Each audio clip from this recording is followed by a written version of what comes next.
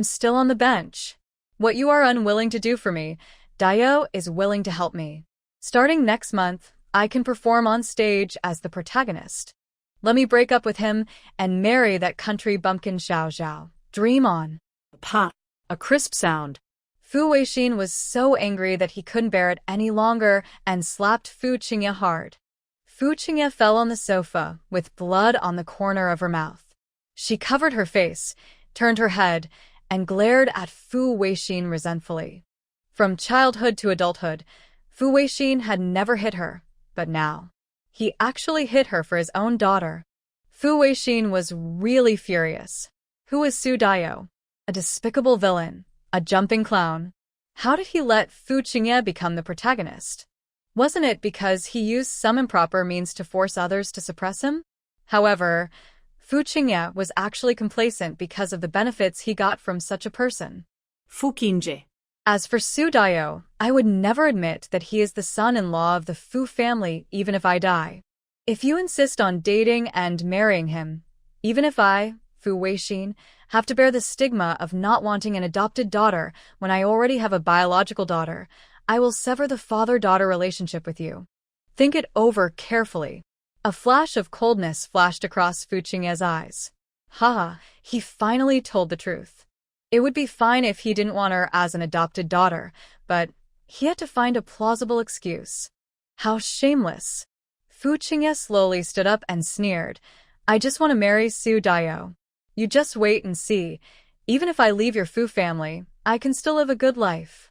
Better than you and Xia Huanhuan by 1,000 or 10,000 times. After saying that, he turned around and left.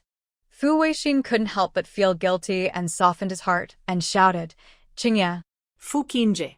However, Fu Qingye left without looking back.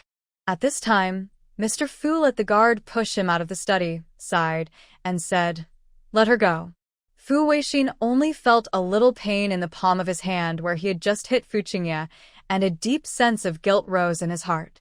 If a child is not taught well, it is the fault of the father. Since the Fu family adopted her, they should have educated her well. It was because of his neglect that she became like this. Dad, am I too derelict in my duty as a father? Said Mr. Fu, me, you, and Wenhui were all busy with work when we were young, and sometimes we would be away for 10 days, half a month, or even a year or two. Which of our children was not raised in a free-range manner? Take the three brothers Dongjin, Beifa, and Nanjing, for example. When they were young, they were also the kings of the children in this compound. The three brothers went into battle together, and took the child from the Luo family and other children in the compound. They ran out to fight with the children in the neighboring compound all day long. How many times did you punish them? When they grew up and went to school, didn't they gradually become sensible and reasonable? However, no matter how bad the family environment is, good seedlings will grow, and vice versa. This cannot be entirely blamed on parents. Qingye may have been feeling unbalanced these days, worried that our family would neglect Huanhuan after adopting her, so he couldn't get over it. Wait for her to calm down and let Nanjing go over to persuade her in a couple of days to see if she can change her mind. Fu Weixin was still worried. What if she doesn't change her mind and insists on marrying that Su guy? Old Master Fu's face turned cold. If that's the case, it's the path she chose herself. If she regrets it in the future, she can't blame anyone.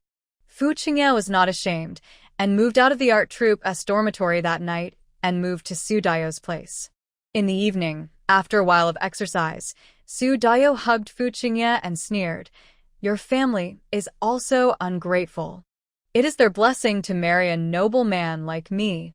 It would be fine if they are not grateful, but they want to sever the father-daughter relationship with you? Give them face. Fu Qingye also felt aggrieved. Brother Dao, you are the only one who loves me. Originally, if it weren't for the appearance of that biological daughter like Xia Huanhuan, the Fu family originally planned to give me the courtyard house as a dowry when I got married, and let me use it as a wedding house. As a result, once the biological daughter was found, this statement immediately became invalid, and the courtyard house was naturally given to their biological daughter. Fu Qingye became more and more angry as she thought about it, and she missed the courtyard house again. After she heard about the courtyard house from Su Dao, she went to see it once. Although it was only a two-entry house, there were 3 main rooms, 2 side rooms on the left and right, and ear rooms. If she could take them all back and live in it herself, wouldn't it be so comfortable? Why should Xia Huanhuan get such a good thing? Su Dao is powerful now. Maybe he can find a way to get the courtyard house. That's why she said what she said just now. As for the matter of giving her the courtyard house as a dowry, that is of course a fabrication. Su Dao couldn't help but feel moved after hearing this. Originally, he got together with Fu Qingye only because a month ago, when he brought people to the art troupe to carry out work, Fu Qingye came out to actively help other colleagues find mistakes and flirted with him. After work, he just came out of the art troupe and saw Fu Qingye waiting for him in the corner. This woman took the initiative to come to his door, so he naturally accepted it and half-forced Fu Qingye to take her down that night. Originally, she was a cheap item that was easy to get, and he just wanted to play with it. Fu Qingye said that she wanted to be the pillar of the art troupe and play the leading role on stage, so he helped her without saying a word. He really had no plans to marry her. But now, he couldn't help being moved. The Fu family still had some influence in the military region. Although Fu Qingye was an adopted daughter, she could establish a relationship with the Fu family. If he could take advantage of the relationship with his father-in-law, wouldn't that be even more powerful? Moreover, a courtyard house as a dowry was really attractive. Was that courtyard house originally intended for you as a dowry? Su Dao asked, trying to calm down his excitement. Fu Qingye lowered her eyes and said, "It's a pity that his family recognized her as their own daughter, and because of protecting you, I offended my father." Su Dao laughed immediately after hearing this. Silly girl. How can a father and daughter have an overnight grudge? Maybe they have some misunderstandings about me. How about this? I will prepare some gifts another day, go to their house and propose marriage, and I promise to make you and your daughter reconcile. How about it? Fu Qingye was overjoyed when she saw Su Dao mentioned marrying her for the first time. Although Su Dao looked average, he was one of the children of high-ranking officials in Beijing, and his family was doing well these days. If she could marry into the Su family, it would definitely be better than marrying that Xiao Zhao. No, even better than marrying Li Zhan. Thinking of Li Zhan, Fu Qingye couldn't help but be a little stunned. She liked Li Zhan since she first saw him in her teens. She had liked him for so many years and wanted to marry him, but she was forced to marry him by Xia Huanhuan, a village woman, in an arranged marriage in the countryside. She's been holding back this anger for several years and has never vented it. It's all Xia Huanhuan's fault. Seeing her in a daze, Su Dao couldn't help but touch her all over. "What are you thinking about? Thinking so deeply?" As he said, he turned over and pressed on Fu Qingye, intending to do it again. Fu Qingye's eyes flashed with disgust for a moment, but she quickly hid it. Instead, she took the initiative to put her arms around Su Dao's neck and smiled. "Nothing. I was thinking about how to prepare it as a wedding room when the courtyard house comes over. Since she has given herself to Su Dao, it is impossible for her and Li Zhan. Why not? Try to make Xia Huanhuan uncomfortable and unhappy. Let Li Zhan regret not marrying her, but marrying Xia Huanhuan. That jinx." 2 days later, Su Dao indeed bought a lot of gifts and visited the Fu family with great fanfare. However, no one knew what happened to the Fu family that day. The door was closed, and no one answered the door after knocking for a long time. After asking, I learned that Mr. Fu's leg disease relapsed, so he took his grandchildren to the Xishan Sanatorium for recuperation and did not see guests. Fu Weixin went to the southern military region for a meeting and would not be back for at least half a month. As for Fu Nanjing, he lives in the dormitory and has not moved back home yet. Moreover, he has been working around the clock in the hospital and has no time to sleep. Not to mention Su Dao, he would not see him even if the emperor came. No matter how stupid Su Dao was, he could see that the whole Fu family was deliberately avoiding him. He was so angry that he kicked over the gifts on the spot. He said angrily in his heart, "Humph. Just wait and see. See how arrogant you are." A few days later, Fu Nanjing still couldn't resist the orders of the old man and Fu Weixin, so he went to the art troupe to persuade Fu Qingye. When he heard from other people in the art troupe that Fu Qingye had moved out of the dormitory, Fu Nanjing was also a little surprised. When he asked where she moved to, she just smiled and refused to say. It was hard to find out that she moved to Su Daio's place on the day she had a falling out with Fu Weixin. Fu Nanjing was speechless for a long time and finally laughed out of anger. The Fu family is a big man. How could they have so many twists and turns about Fu Qingye, the only daughter in the family? In addition, considering that Sun Chunhua is Fu Qingye's biological aunt after all, it is indeed mainly Sun Chunhua who takes care of Fu Qingye. But no matter how neglectful they are, basic courtesy, righteousness, and shame are all taught. They haven't even gotten married yet and they've moved in together? It's because Su Daio is in his prime now and no one dares to say anything otherwise. Just the spit alone can drown Fu Qingye. Fu Nanjing was outside the art troupe, patiently waiting for Fu Qingye to come out from work. Fu Qingye saw him and looked indifferent. If Dad asked you to come here as a lobbyist, then you don't need to speak. I am already Daio's person. I must marry him. Fu Nanjing was amused and angry. Fu Qingye, when did your vision become so bad? How come you used to like Li Zhan's people? Why are you so rotten that you want any junk? In our circle, Su Daio was not a presentable person before. In recent years, his family has become arrogant and domineering by taking sides. Do you think it can last? Fu Qingye turned around suddenly, tilted his head and looked at him provocatively. Fu Nanjing, you're just saying arrogant words now. You look down on Daio? Look at your current status? Just a small doctor, right? What is his status? A director. You think you are not as good as him now, so you belittle him, right? I can see it. You Fu family are a bunch of hypocritical people. You are just for your own reputation and reputation. You can't bear to see my adopted daughter live a good life? Fu Nanjing was so angry that he had nothing to say. He nodded and said, okay. Fu Qingye, you still know about reputation and reputation. It seems that you are not stupid enough to not know that their Su family has a bad reputation. You know it is a pit of fire, but you have to jump into it, understand? Let's put it this way, you have been my sister for more than 20 years after all, and the third brother really doesn't want to see you regret it in the future. The third brother advises you one last time, you should move back home tonight before the news of your dealings with Su Daio spreads. We will let bygones be bygones, and we are still a family. If you are not happy staying in Beijing, then you can go to Shanghai. The eldest brother can find you a suitable job and settle down there. This is also what Grandpa and Dad said. If you still have a little bit of reason, just listen to our advice this time. Tonight, there will be no more time. You can do whatever you want. After Fu Nanjing finished speaking, he looked at her again, then passed by her and left. Fu Qingye was stunned. Go to Shanghai? Shanghai is also a good place. I heard that in some aspects it is better than Beijing. However, her body is already dirty.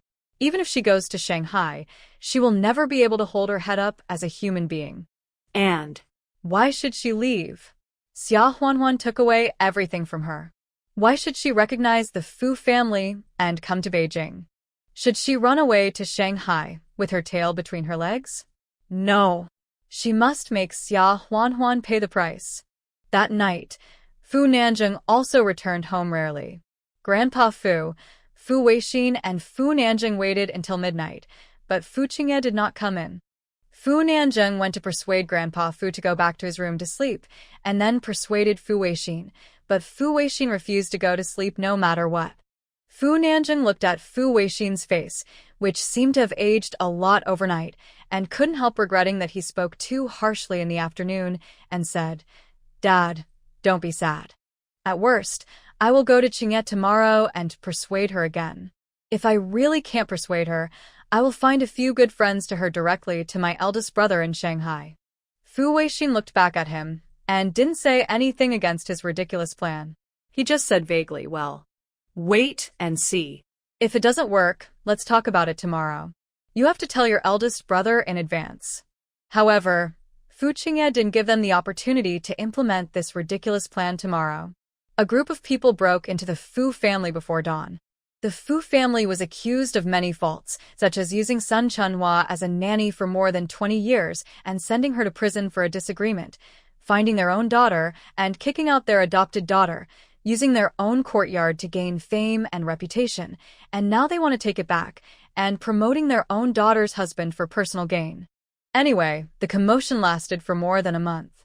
In the end, it was found that the blame on Sun Chunhua was groundless, and the other things were all justified. Your own daughter was murdered, and you didn't send the murderer to prison? Li Zhan's merits are there. If he is really rewarded according to his merits, his current position may not be enough, and he has to be promoted. As for Fu Qingye's matter, although there are other hidden stories, Fu Weixin didn't say anything and took the blame. But he was just suspended from work and stayed at home for a month. As for the matter of the Sihiyuan, Su Dao finally took it for granted and drove away all the people who originally lived there. A month later, he and Fu Qingye held their wedding and then moved into the Sihiyuan. As for their wedding, naturally no one from the Fu family attended. Fu Qingye was determined to go all the way to the end, and even 10 cows couldn't pull her back, so there was nothing to do but let her go. However, not long after Su Dao and Fu Qingye got married, a strange thing happened.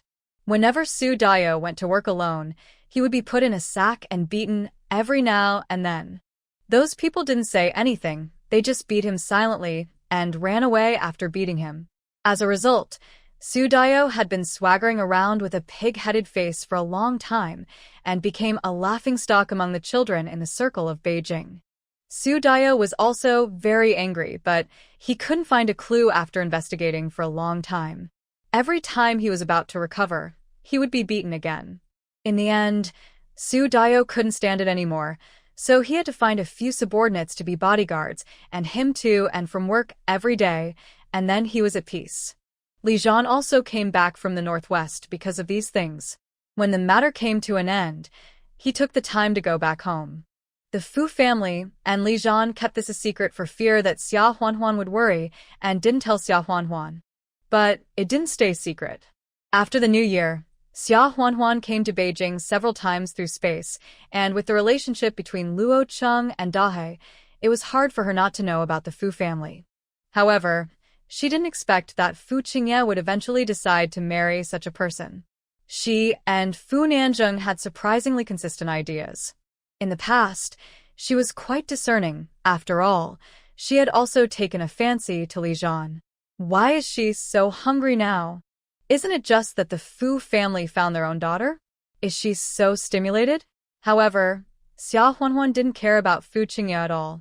Just after falling out with the Fu family, he coveted the Fu family's courtyard house and used some despicable means.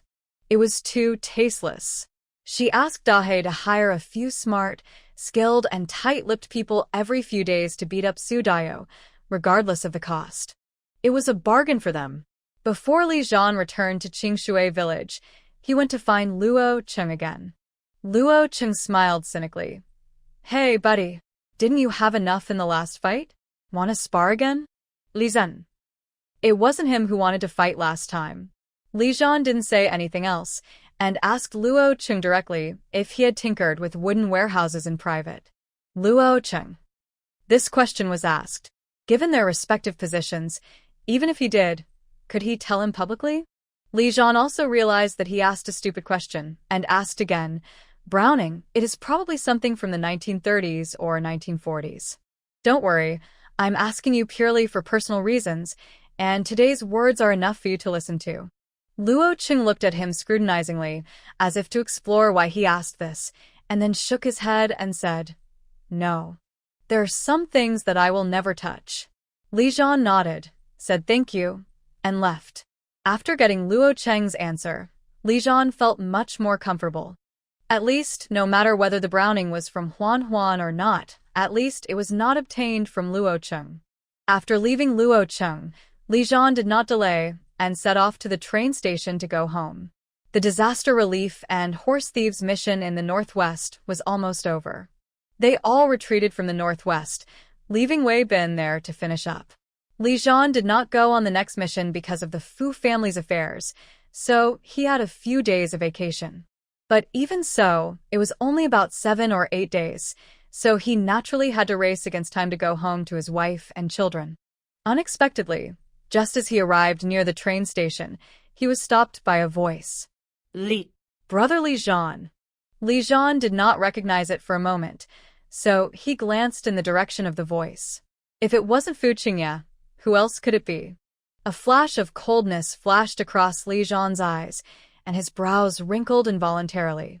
Fu Qingye walked up tentatively and said softly, Brother Li Jian, I'm sorry, I didn't ask him to do the Fu family's business. I didn't expect that I would implicate you. Brother Li Jian, can you forgive? Li's en pausa. He just wanted to say a few words, so he was impatient to listen to her continue, and said coldly, In the future, you should stop calling me brother. You don't even recognize Grandpa, Uncle Fu, and third brother Fu. There is no need to call me brother, who has no relationship with you at all. Let's pretend that we don't know each other in the future. As for the Fu family's business, whether it was done by your husband or instigated by you, you know it in your hearts. The fact is that the Fu family's house is now occupied by your husband. It doesn't matter whether it implicates me or not. I, Li Jian, will always be responsible for the affairs of the Fu family. If they have problems, I will have problems. There is no such thing as implicating them. You chose your own path, so you should take care of yourself. After that, Li Jian didn't even look at Fu Qingye again, turned around and walked away. Fu Qingye opened her mouth and wanted to shout again, but her throat seemed to be stuffed with cotton and she couldn't utter a word. Then, tears flowed down.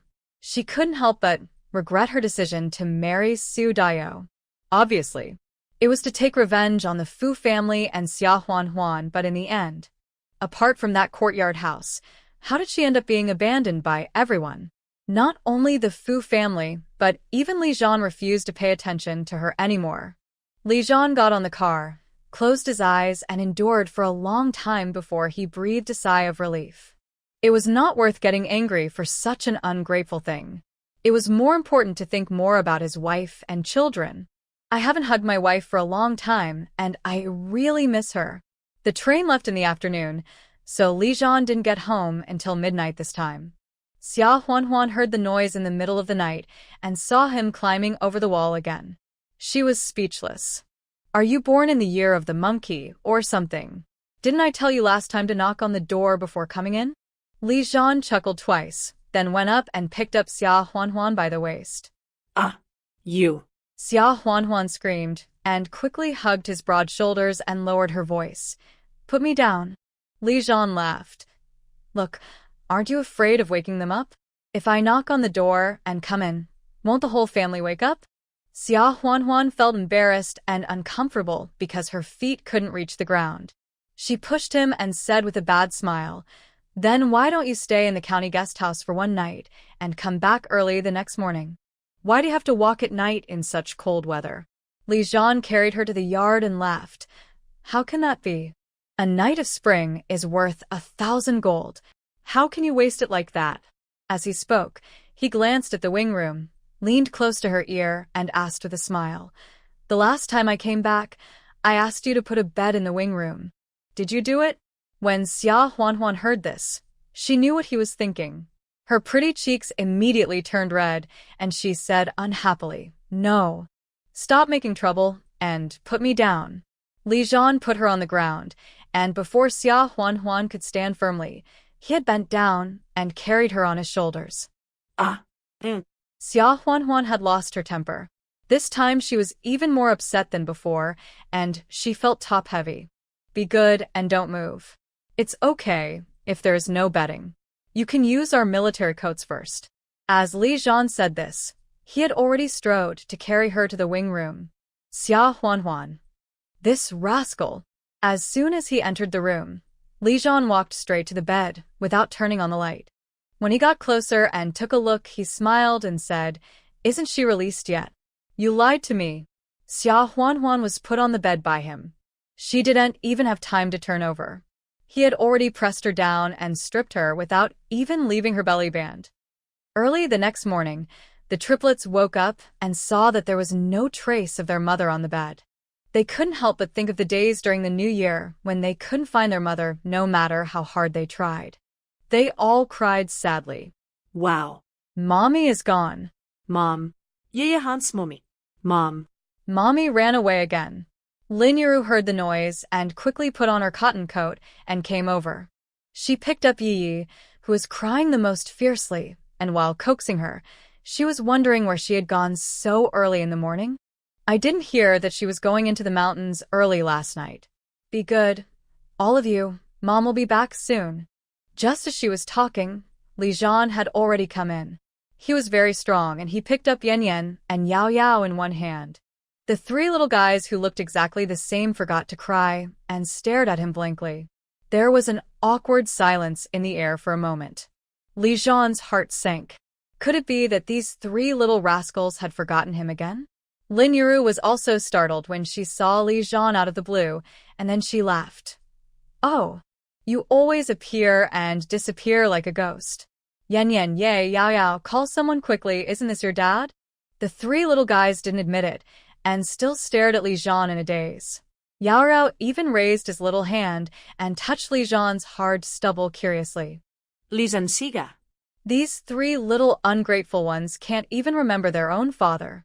Xiaowen, Xiaowu, and Beibei also climbed up, and when they saw Li Zhan, they all shouted in surprise, "Fourth uncle!" When the triplets saw their brother and sister, they all shouted excitedly, "Brother! Sister!" Li Zhan put Yan Yan and Yao Yao down, and Lin Yuru also put Ye down, letting them run over to grab Xiaowen, Xiaowu, and the others, and continued to look at him timidly. Li Zhan smiled and said, "Mom, Huan Huan is in the side room. When I came back last night, she got up and opened the door for me. She was afraid of waking you up, so she went to sleep in the side room." After hearing his words, Lin Yuru knew that the young couple must be reunited after a short separation. After being together all night, she couldn't help but feel a little embarrassed. "You came back at midnight last night? Haven't you eaten yet? Juan or that kid doesn't even know how to cook you a bowl of noodles. Wait, I'll go cook you a bowl of noodles first, and then I'll cook for everyone." Li Zhan stopped him and said, "Mom, it's okay. I'm not hungry. Don't work alone for me." As he was talking, Xia Huanhuan had already walked over as carefully as possible, with dark circles under her eyes. She glanced at Li Zhan in an unpleasant manner and said in a hoarse voice, "Mom, don't worry about him. He's not hungry. I'll go make breakfast for you." Li Zhan chuckled guiltily. He was indeed not hungry. The two of them had hardly slept. When the triplets cried, they were still busy. Lin Yuru smiled and said, "Stop working. Go to sleep for a while. I'll put the food in the pot for you to warm up. Xiaowen and the others are taking care of the triplets. Wait until they go to school before you get up to eat." Xia Huanhuan's face was burning. Lin Yuru said so. Doesn't she know everything? Li Zhan, this rascal, will he die if he doesn't show off? Li Zhan coughed twice and quickly said, "Mom, I'll help you." Lin Yuru pushed him down. "You should sleep for a while too. I can do it alone." Li Zhan looked at Xia Huanhuan's murderous eyes and said with a strong desire to survive, "No, I'm not sleepy anymore. It's better to help cook instead of disturbing Huanhuan." Xia Huanhuan lay down and fell asleep. Lack of sleep is really painful. I slept until almost noon before I woke up. When I went out, I saw Li Zhan getting some branches and holding a knife, carving small wooden guns for the triplets. The three little guys looked at Li Zhan with admiration and asked in a baby voice every once in a while, "Dad, whose is this?" Li Zhan's heart melted, and he pointed at one of them and said, "This is for Yao Yao, little brother goes first." The other kid next to the one being pointed at frowned, pouted, pointed at himself, and corrected, "Dad, Yao Yao is me. That's Ye. Li Zhan. Wasn't the one in the middle still Yao Yao? When did these two switch positions?" "Oh, this is Yi Yi? This one is for Yao Yao, and the second one will be for Yi Yi," Yan Yan said excitedly. "Then the next one will be Yan Yan's." The triplets looked at it for a while, then got up and went to see the lamb, and then came back to look at Li Zhan. The first small wooden spear was carved, and it was very lifelike. Li Zhan was about to give it to Yao Yao, but he hesitated when he looked up. Why do these three little guys look so alike? They look the same, so they just stay still. But now, they can't recognize each other after going to see the sheep. The triplets seemed to see that Li Jian couldn't recognize them. Yan Yan couldn't help but sigh and pointed at himself and said Yan Yan. Then he pointed at Ye and Yao Yao and introduced them again, and looked at Li Jian with an expression that said, I remember, I won't tell you next time. Dad, you are so stupid. Li Zhen. He seemed to be disgusted by his three children whose fur had not yet grown. Xia Huanhuan laughed out loud. Li Jian handed the small wooden gun to Yao Yao and said, Everyone will have one in a while. No fighting, do you hear me? He looked at his wife with some guilt. These three little boys are his own sons, but he can't tell which one is which. The reason is that he is not at home all year round and has too few days to spend with them. Thinking about the hardships Xia Huanhuan had brought up the children alone in the past 2 years, his eyes were filled with guilt and tenderness. Xia Huanhuan came over and smiled secretly. Look at their collars. Although they were all made of the same fabric and cut the same, the three little guys had buttons of different colors sewn on their collars. The black one is Yan Yan, the brown one is Ye, and the dark blue one is Yao Yao. You can recognize them by looking at them. Li Jian was stunned for a moment, then asked with a smile, What if they were the wrong clothes? Xia Huanhuan smiled. Don't worry, your son is smart. If he wears the wrong clothes, he will find out and ask to change them back. Xia Huanhuan didn't need to use the color of the buttons to distinguish them. After all, after a long time, it is still easier to remember each child's temperament, small movements, and small expressions. But at first glance, even she, the biological mother, may make a mistake. I come back too seldom, so I even made mistakes with my own sons. Xia Huanhuan smiled. So what? Now every time they go out to play, they see the uncles, aunts, grandparents in the village every now and then. Shouldn't they admit their mistakes? Otherwise, these three little guys won't learn to point at themselves and introduce themselves to others. Li Jian couldn't help laughing. Then, as if he remembered something, he said, Huanhuan, I have something I want to tell you. Xia Huanhuan was stunned for a moment and asked, What is it? Li Jian's face was a little serious, and he told her everything that the Fu family had experienced in Beijing during this period, including that Fu Qingye married such a person and the Fu family had severed relations with her. Xia Huanhuan listened. Although she actually knew everything, she still showed a little surprise. After that, Li Jian said, When you were about your life, third brother Fu also told me. Huanhuan, what do you think? Do you resent them in your heart? Xia Huanhuan also guessed that if Li Jian came back, he would definitely persuade her, so it was not surprising, so she shook her head and smiled. I don't resent it. They have also explained that it's just fate, not their fault. Li Jian was slightly relieved when he heard her say that and smiled. I won't persuade you much. Third brother Fu and the others also told me not to put too much pressure on you, and everything will be discussed after you figure it out.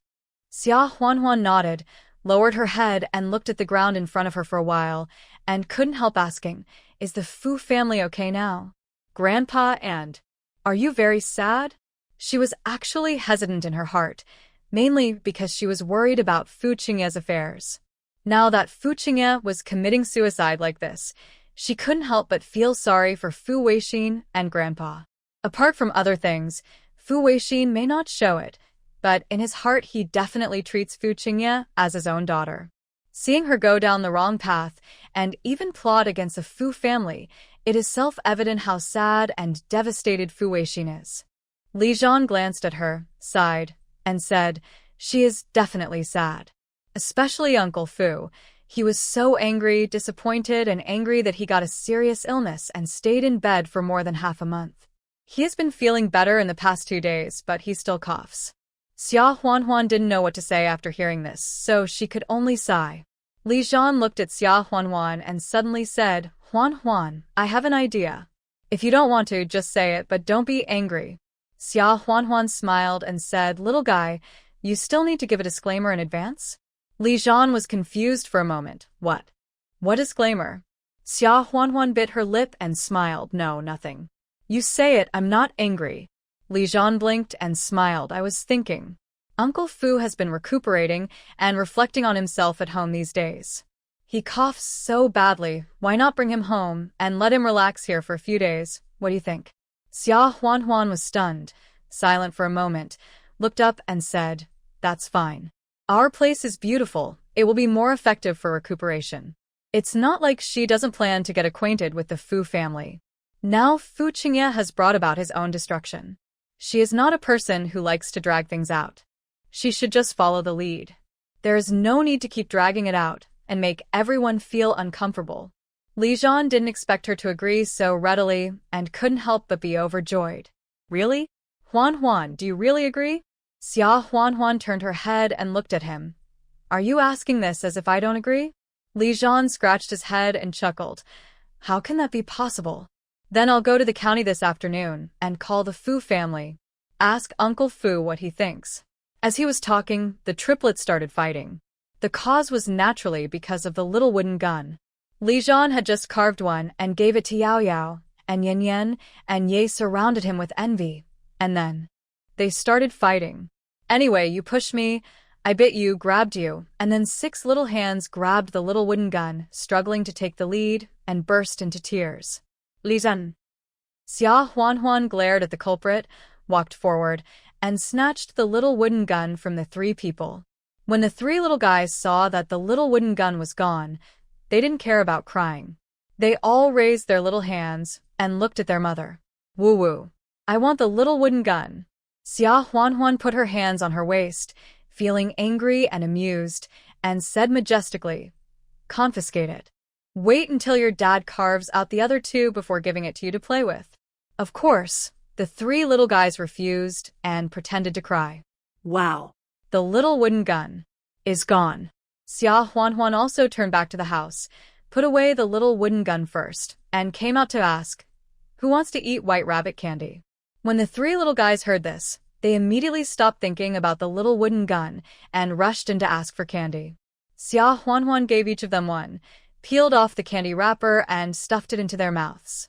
The little faces of the 3 little guys immediately bulged up. So cute. Li Zhan came in and smiled. "I have already distributed them. Give them to Yao Yao first, then to Ye and Yan. There is still a fight. If this is my soldiers." The end of the sentence died because his wife was staring at him dimly. "Wife, you go to work," Xia Qianqian commanded. "If you don't carve out 6 little wooden guns today, you can't sleep tonight." Li Zhan's eyes lit up and smiled. "We don't sleep tonight? Can you do it?" Xia Huan. "This rascal did it on purpose. Who said I won't sleep? It's you who won't sleep. Go sleep in the side room by yourself." Li Zhan chuckled twice, picked up a knife and wood, and began to work hard. Xia Huan felt sorry again. Li Zhan rarely came back, and when he finally came back, she sent him to sleep in the side room. It seemed a bit too unkind of her to say that. After thinking about it, she peeled a candy, walked over, and stuffed it into Li Zhan's mouth. As a result, Li Zhan cheated and bit her finger directly. Xia Huan blushed and whispered, "You. Let go. The children are watching." Before she finished speaking, Yi had already pointed at her own father and grandmother and shouted, "Mom, Dad, eat your fingers." Yan and Yao Yao saw it, and they also followed suit. "Dad, eat your fingers." Mom taught them not to eat their fingers. Li Zhan. Xia Huan. Li Zhan quickly let go, coughed twice, looked at the triplets dimly, and said, "You didn't see anything." Xia Huan held her forehead. It's strange that they can understand this. In the afternoon, Li Zhan went to the county to make a phone call. Fu Weixin was still a little embarrassed and refused to go. "Why should I go? Huan has her children, and it's spring now, and spring plowing in the field should also begin. They are already busy. If I go to bother them, won't it be a mess?" Fu Nanjing said anxiously, "Dad, why are you being so formal now? It won't be too late to be formal after you recognize your daughters." Huan and Li Zhan took the initiative to ask you to go. Don't you understand what they mean? If you refuse, how can Huan have the nerve to come over and say that she wants to recognize her relatives? Fu Weixin was stunned when he heard it. He just thought that he had just been ill and had not recovered yet. He was not going to trouble his daughter. Why did he think so much? Grandpa Fu said, Nanjing, if your father doesn't go, Grandpa will go. You can ask for leave tomorrow and send your grandpa over. Fu Nanjing smiled and said, Yes. Grandpa, I haven't seen Huan Huan and the kids for a long time. I miss them very much. I will ask for a few more days off and stay for 2 days. When Fu Weixin heard this, he immediately said, Dad, Huan Huan didn't ask you to go over, and Nanjing, don't get involved. Go to the station and buy me a ticket. Fu Nanjing heard this, smiled and said, Okay, I'll go right away. At night, Li Zhan finally carved out 6 small wooden guns, one for each of the 6 kids in the family. Fourth uncle, you're so awesome. I will lead my brothers to fight with Chao Yang and the others tomorrow. Xiao Wu couldn't put it down holding the small wooden gun. When the triplets heard what the second brother said, they all laughed excitedly and said, Second brother, let's fight. Although Beibei is a girl, she was very happy when she saw the little wooden gun. Second brother, I will go tomorrow too. Xiao Wu looked disdainful. You are a girl. Why are you going to fight? Just help take care of the wounded in the rear area. By the way, you won't be able to use your gun in the rear. Give it to me. I want to be a double-gun sharpshooter. Beibei was not happy when he heard this, who said girls can't fight. Second brother is bad. Upon hearing this, the triplets quickly echoed, Second brother is bad. Xia Huanhuan couldn't help but laugh. These 3 are just like little wallflowers. But they know how to protect their sister, and they're quite cute. For dinner, they made scrambled eggs, cold celery, a spring bamboo shoot with fried meat, wild pheasant and mushroom soup, and sweet potato and white flour, steamed buns and cooked rice porridge. Xia Huanhuan still filled a bowl of chicken soup as usual and also mixed a little bit of other dishes. There were also steamed buns and porridge, which were packed in a bamboo snack box and let Xiao Wen secretly eat them. Take the small road and send it to Yang Qiushi. After Shen Wanxue left, Xia Huanhuan continued to take care of Yang Qiushi. Of course, Yang Qiushi also spared no effort to teach Xia Huanhuan the knowledge of traditional Chinese medicine. The year before last, Xia Huanhuan helped Qin Qi. After delivering the baby, Mrs. Wu did not mention that Yang Qiushi had also been there, but she still told the story that Xia Huanhuan would deliver the baby. Later, Xia Huanhuan occasionally helped a few people come back from the mountain and accidentally twisted. My aunt, who had reached her ankle, saw it and gave them some medicinal wine she had brewed and prescribed some Chinese medicine. Therefore, it was also spread in the village that she had medical skills. Sometimes she would treat minor illnesses and injuries. He came directly to see Xia Huanhuan. Xia Huanhuan didn't refuse. On the one hand, Chinese medicine involves reading books to learn pharmacology and preparing medicinal materials to master the different effects of various medicinal materials. But more importantly, it requires practice. Can she learn it just by reading books and talking on paper? Fortunately, Yang Qiushi, a master from the Xinglin family, is here. Whenever she has questions, she secretly goes over to ask. At first, she was not confident that she could diagnose the fever correctly. Those who are injured are already very confident. Xiaowen came back with a message after delivering the things, saying, Mom, Grandpa Yang asked me to ask you, isn't the fourth uncle back? Have you asked your fourth uncle about that? After Li Zhan heard this, he asked Xia Huanhuan, What's the matter? Xia Huanhuan was also stunned for a moment, then remembered and said with a smile, That's right. I almost forgot. The master said a few days ago that he wanted to officially recognize our triplets as his grandsons. I said I would wait for you to come back to discuss it with you, but I forgot about it. After hearing this, Li Zhan smiled and said, So that's what happened? Haven't you been studying Chinese medicine with Uncle Yang? As the old saying goes, once a teacher, always a father. Even if he doesn't mention it, our kids are also his grandchildren. He is childless, so we should support him in his old age in the future. And that is what we should do. However, I don't have any objection to Uncle Yang wanting to be more solemn. In a few days, we cooked a table of dishes, invited him over, and officially let the triplets kowtow to him. Xia Huanhuan also guessed that Li Zhan would not object, so he smiled and said, "Okay, I'll listen to you. I'll go over and talk to the master tomorrow." After dinner, everyone had tidied up, and Xia Huanhuan went to put the triplets to bed. The three little ones were so excited that they couldn't sleep while holding small wooden guns. Xia Huanhuan was so angry that she couldn't help but raise her head and glare at Li Zhan. Li Zhan scratched his head. He was innocent. However, he was put asleep after all. Li Zhan looked at Xia Huanhuan with burning eyes and whispered, "Daughter-in-law, we still go to the wing?" Xia Huanhuan couldn't help but blush. To be honest, she was tortured for the rest of the night yesterday, and she really couldn't bear it. But She also thought about telling Li Zhan about the space. It would be better to talk alone.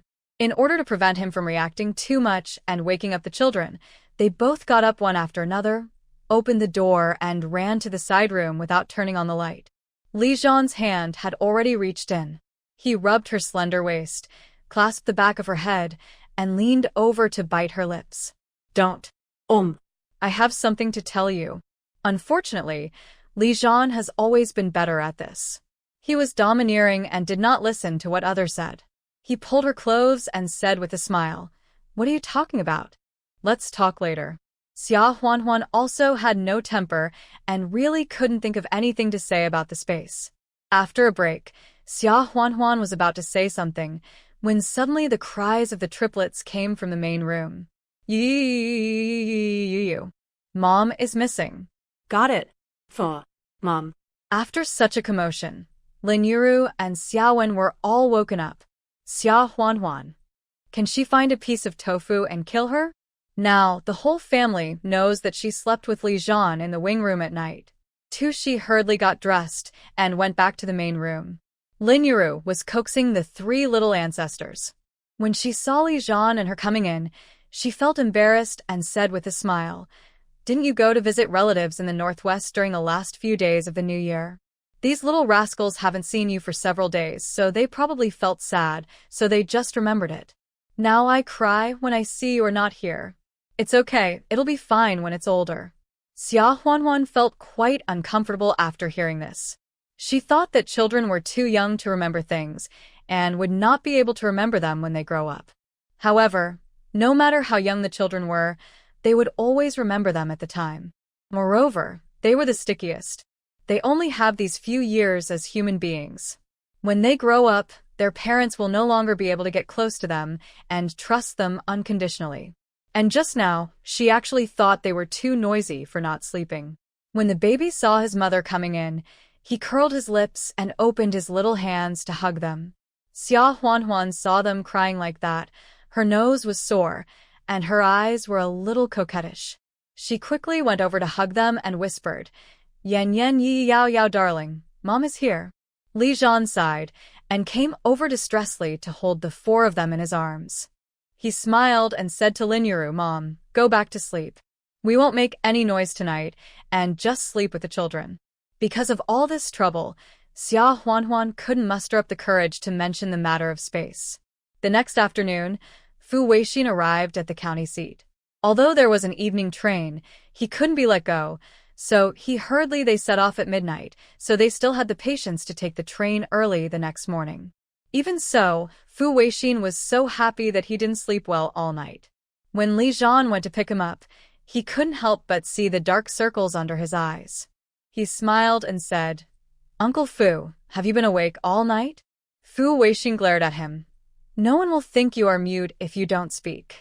He couldn't help but glared at him complainingly. "You still call me Uncle Fu? Why, you're not marrying my daughter, Li Zhan." Li Zhan laughed along with him. "Chief, isn't it that Huanhuan hasn't acknowledged it yet?" "No, I mean, aren't I embarrassed?" Fu Weixin coughed twice and said, "Just scream if you are told. This is an order." When Li Zhan heard this, he quickly saluted, stood at attention, and said, "Yes." Then he scratched his head and smiled sheepishly. "Dad." Fu Weixin nodded, his face still serious, and he was quite happy in his heart. The son-in-law recognized him, and the daughter soon came. Fu Weixin's identity was left there, and the county magistrate was also strict. Zhan's old comrade in arms and Fu Weixin's old subordinate, so they sent a jeep to send him and Li Zhan back to Qingshui village. As soon as they arrived at the door, Li Zhan came in with the things Fu Weixin had brought and said with a smile, "Huan Huan, Dad is here." Fu Weixin came here with rations and other things. Food is sometimes more scarce in the countryside than in the city. Even if he brought money and tickets, he might not be able to buy it. Therefore, he would go directly to the capital. "I bought a lot and brought it over." Xia Huanhuan heard clearly and looked up at Li Zhan, and then at Fu Weixin. Fu Weixin suddenly became a little embarrassed, coughed several times, and said, "This kid Li Zhan insisted on calling him that, but I didn't force him." "Li Zhan, come on, you are the chief. You have the final say." Xia Huanhuan saw the silent eye contact between the two men, pursed her lips and smiled, and said, "Come in quickly. Lunch is almost ready. Let's talk about it after eating." Xia Huanhuan was also afraid that Fu Weixin would be restrained, so he called Xia Shuangshan over. After all, the two had met before and were similar in age. At least they could talk during the meal, without being embarrassed. The triplets were unfamiliar with Fu Weixin. All hid behind Li Zhan and looked up timidly at Fu Weixin. Li Zhan smiled and said, "What are you hiding from?" Call me Grandpa." The triplets called Xia Shuangshan Grandpa. He was afraid that the triplets would feel strange if they called him Grandpa, so he simply called them Grandpa. In this way, it would not be the same as calling Xia Shuangshan. He pointed at the three of them respectively. The little guy said, "Dad, you should have met Yan Yan Yi Yi and Yao Yao last time you came here." Yan Yan Ye Yao Yao frowned and corrected her sternly in a little voice. "Dad, you're wrong again. Yan Yan is him, and I am Yi Yi. Yao Yao is him." "Huh? "Then who is Yao Yao?" "You are stupid." You are Yao Yao." "Oh." Fu Weixin looked at Li Zhan speechlessly. Can his own son recognize him? Li Zhan smiled awkwardly. These three brats look so much alike. Once they run off to play, they can't recognize each other when they come back. "You three, don't introduce yourselves, just call me Grandpa." The triplets really shouted politely in unison, "Grandpa." Fu Weixin's eyes suddenly turned red when he heard this. "Hey, I'm Grandpa." be good." As he said that, he bent down and picked up Yao Yao and smiled. "You are Yao Yao, right?" "How old are you?" "I'm 2.5. Yao Yao counted on his fingers and answered proudly. Not long after, the food was on the table. Xia Huanhuan even specially prepared ergota for Xia Shuangshan, Fu Weixin, and Li Zhan to drink. The dishes were nothing new, just fried spring bamboo shoots with bacon, stewed pheasant with mushrooms, scrambled eggs with green peppers, stir-fried water spinach with garlic, and a plate of peanuts for them to drink. Fu Weixin and Xia Shuangshan were drinking and chatting about family matters, all about the harvests in recent years, whether life was good, whether there was enough food, etc. Xia Shuangshan also knew that Fu Weixin wanted to ask about his daughter, but he was embarrassed to ask, so he took the initiative to talk more. After dinner, Xia Huanhuan and Lin Yuru went to the kitchen to clean up. Xia Huanhuan asked, "Mom, where did I put the pears I bought in the county town 2 days ago?" The pears were naturally taken out of the space by Xia Huanhuan, but although it was early spring now, there were still pears from last autumn and winter that were preserved, and they were sold in the county town, so it was not exposed.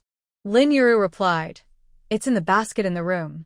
Xia Huanhuan heard it, went over and took a few, peeled them, then removed the cores, cut them into pieces, put 2 bowls of water in the pot, put the pears and rock sugar in, and slowly boiled them until the rock sugar was completely melted and the pears were soft, glutinous, and sweet. It was considered done. Boiling water with rock sugar and snow pear can cure cough, so Xia Huanhuan served a bowl to each person and brought it over. Children naturally like to drink it. After all, which child doesn't like sweet things? For Li Zhan, Xia Shuangshan, and Fu Weixin, this sweetness was quite difficult to bear. Li Zhan wanted to cheat and secretly give it to Beibei, but he was discovered. 1 bowl per person, no leftovers. The spring wind is dry, and the throat is prone to discomfort. This can nourish yin, moisten the lungs, and relieve coughs. Drinking more will be good for you. Fu Weixin was stunned when he heard it, and then his nose was sour. He lowered his head and scooped a large piece of pear with a spoon and ate it. After he got sick this time, he kept coughing. After coming here, although he tried his best to hide and endure, his daughter still found out and boiled rock sugar and snow pear for him so considerately. Li Jian also understood that Xia Huanhuan was not interested in drinking and could not help but smile and said, "Okay, okay. I promise to drink not a drop left." After dinner, the three men carried bamboo baskets and tools and went up the mountain. It was embarrassing to sit at home and stare at each other, so they simply went into the mountains to hunt. When they came back in the evening, they had killed 3 rabbits, 2 pheasants, and a wild boar. It was a good harvest. Li Jian did not keep the wild boar, but let the villagers share it. The rabbits and pheasants were taken home and raised first, and then killed when they were ready to eat. In addition, they also picked a lot of mushrooms, wild vegetables, and the like. In the evening, Xia Huanhuan mixed the wild vegetables with dry flour, steamed them in a pot, and mashed garlic juice to make steamed dishes. In addition, she also fried eggs with Houtuinia cordata. This can also cure coughs. Li Jian came to help, secretly leaned over, looked at her, and said with a smile, "What? Are you still not getting over this hurdle in your heart?" Xia Huanhuan was stunned for a moment, then realized that he was talking about recognizing her relatives, and said, "No, it's just asking her to call me Dad," but she couldn't say it for a while. Li Jian smiled and said, "Anyway, I have already changed my words. If you ask me to change it back, I won't agree." After saying that, he left with a smile. Xia Huanhuan sighed and thought about it. Why is it so awkward? After dinner, Xia Huanhuan took a deep breath and shouted, "Dad, wait a minute. I'll take your pulse and see if I can boil 2 more Chinese medicines. Maybe your cough will get better faster." Fu Weixin's heart trembled, and he almost fell off the chair. He stared at Xia Huanhuan and asked in a trembling voice, "Huanhuan, what did you call me?" Xia Huanhuan cleared her throat and continued, "Dad, call you Dad. What else can I call you?" Fu Weixin felt as if something was stuck in his throat. After a long time, he nodded and said, "Okay. Okay. Hey, Wenwei, did you see it? Our daughter finally called me Dad. Our daughter finally recognized us." Fu Weixin put his hand on the pulse pillow like a small pillow in a somewhat wooden way, and asked Xia Huanhuan to help take her pulse. After a while, Xia Huanhuan took her hand back and said with a smile, "It's nothing serious. It's probably because the depression is still condensed in my heart, so it hasn't been completely healed." Fu Weixin smiled and said, "I'm in a good mood now. Maybe I'll be completely healed tomorrow." "Don't worry, my girl." Xia Huanhuan glanced at him and said, "Diseases come like a mountain falling, and go away like pulling a thread. How can it be so easy to get well? I'll boil some medicine tomorrow, you drink it a few times and see." Fu Weixin would naturally agree to whatever his girl said. "Okay. Huanhuan, I'll listen to you." He couldn't help asking, "Huanhuan, where did you learn Chinese medicine? No wonder you brought ginseng home last time." Xia Huanhuan also knew that Fu Weixin was an upright person. Otherwise, he would not have drawn a clear line with Fu Qingye because of the matter of Su Dayou, and would rather give up the father-daughter relationship of many years. So she said truthfully, "There is a man in the Niu shed of our village who was born in a medical family. He knows both Chinese and Western medicine. I originally collected Chinese herbs in the mountains, but I didn't know how to prepare them. After hearing his story, I went to ask him. Later, I became his disciple and asked him to teach me Chinese medicine. In the past 2 years, I have helped people in the village to diagnose pulses and so on, and I have accumulated experience. However, I am still a jack of all trades, and I have only learned the basics." Fu Weixin was relieved when he heard this. It is indeed a descendant of their Fu family. At this time, who would not avoid people like Yang Qiushi. His daughter would rather go against the flow to make friends with these people who are now in trouble. Fu Weixin nodded and said, "Alas, they were born at the wrong time. They should have had a bright future and dedicated their intelligence and talents to the country. It's a pity."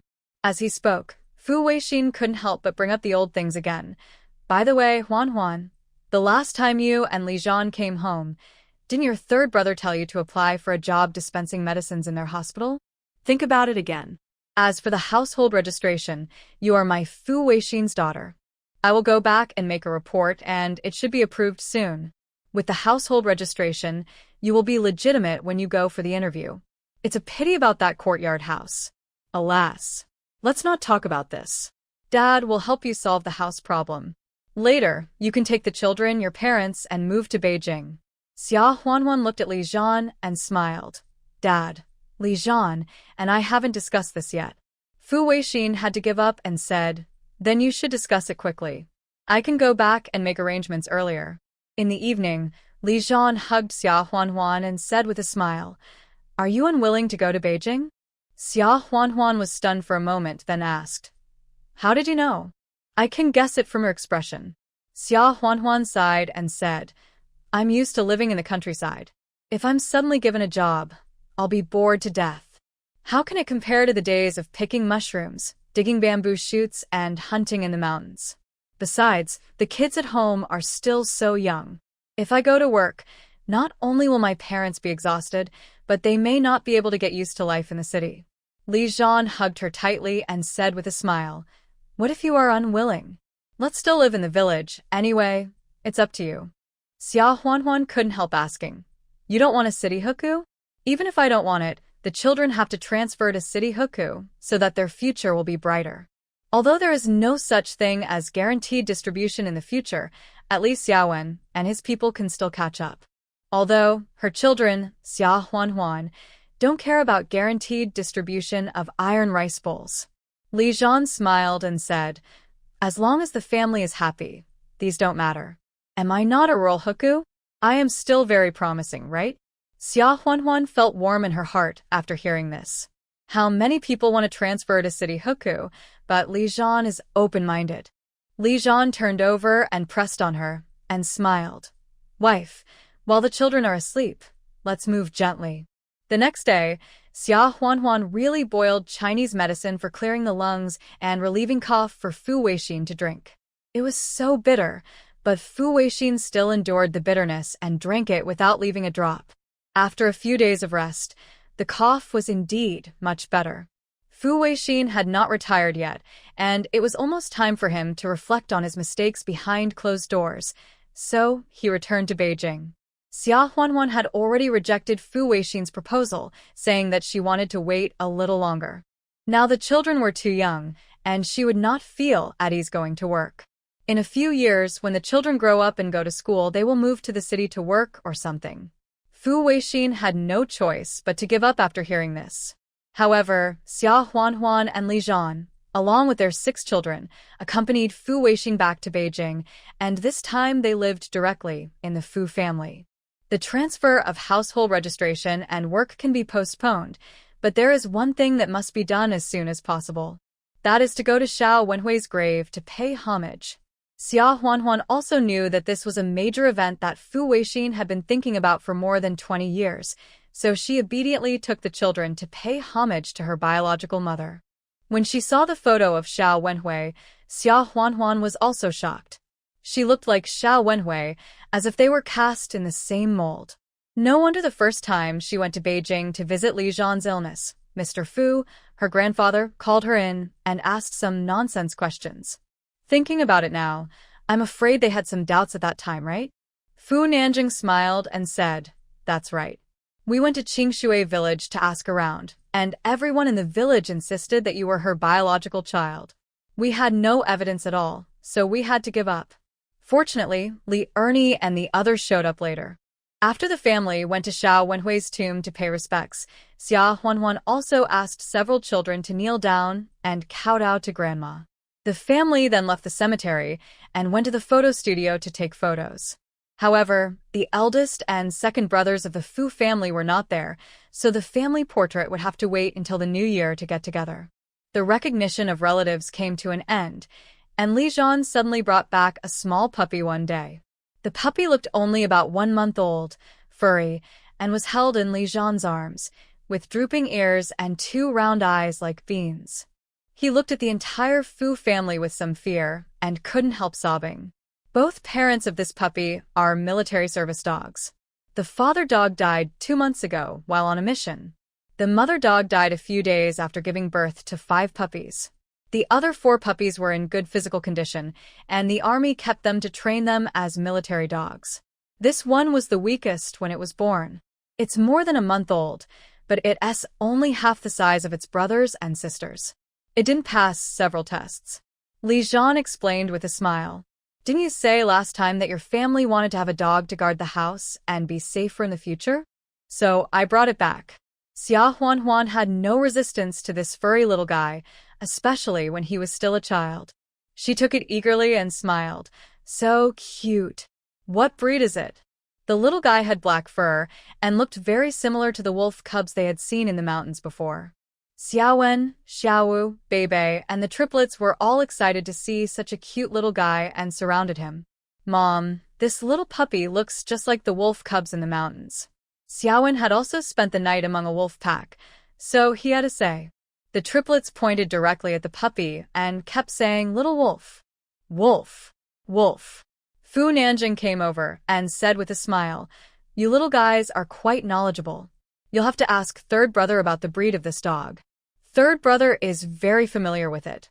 This is a Kunming dog from Yunnan province.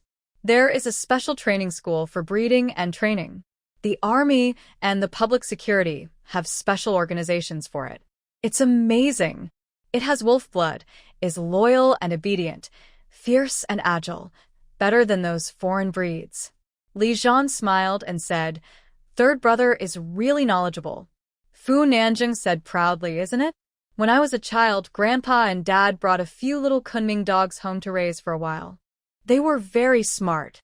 I even secretly took meat from home to feed them, and the result." Xiao Wen and Xiao Wu listened excitedly, as if they were listening to a story. When they saw that he stopped talking halfway, they were very anxious. Xiao Wu asked, "Uncle San, can you please tell me? What happened? Was he beaten?" He remembered the last time he fed the lambs with steamed buns made of whole grains, and his grandfather saw it and beat him up, scolding him for not knowing how to cherish food. He was beaten even for feeding the buns, but his Uncle San was feeding meat. Fu Nanjing glared at Xiao Wu unhappily. This little boy was so ignorant. He was talking about something else, wasn't he? Fu Weixin walked over with a smile and said, "Didn't he get beaten? Later, he was punished by not eating meat for half a month, and your Uncle San was so greedy that he almost ate the dog leg." Fu Nanjing was helpless. "Dad, how old am I? Why are you talking about the embarrassing things at that time? Do I still have face?"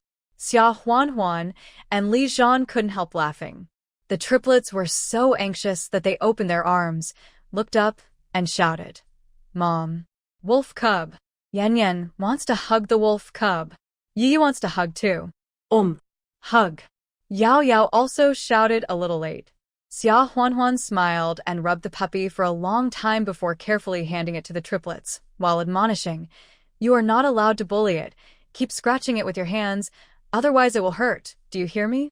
Although she had admonished, 2 or 3 years old is the age when cats and dogs hate each other, so Xia Huan was always paying attention. If they used force, she planned to stop them immediately.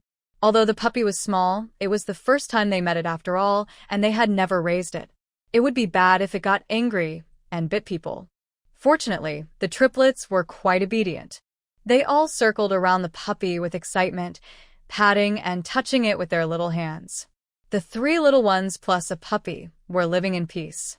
Xiaowen, Xiaowu, and Beibei also held the puppy and played with it for a while, and they all loved it. "Mom, can we really raise it? If we can, I will follow my grandpa to the mountains to catch wild rabbits every day and feed it," Xiaowen said. And me. And me. Xiaowu was not to be outdone. Xia Huan said with a smile, "Who told you to go up to the mountains to catch wild rabbits every day? Can't go to school?"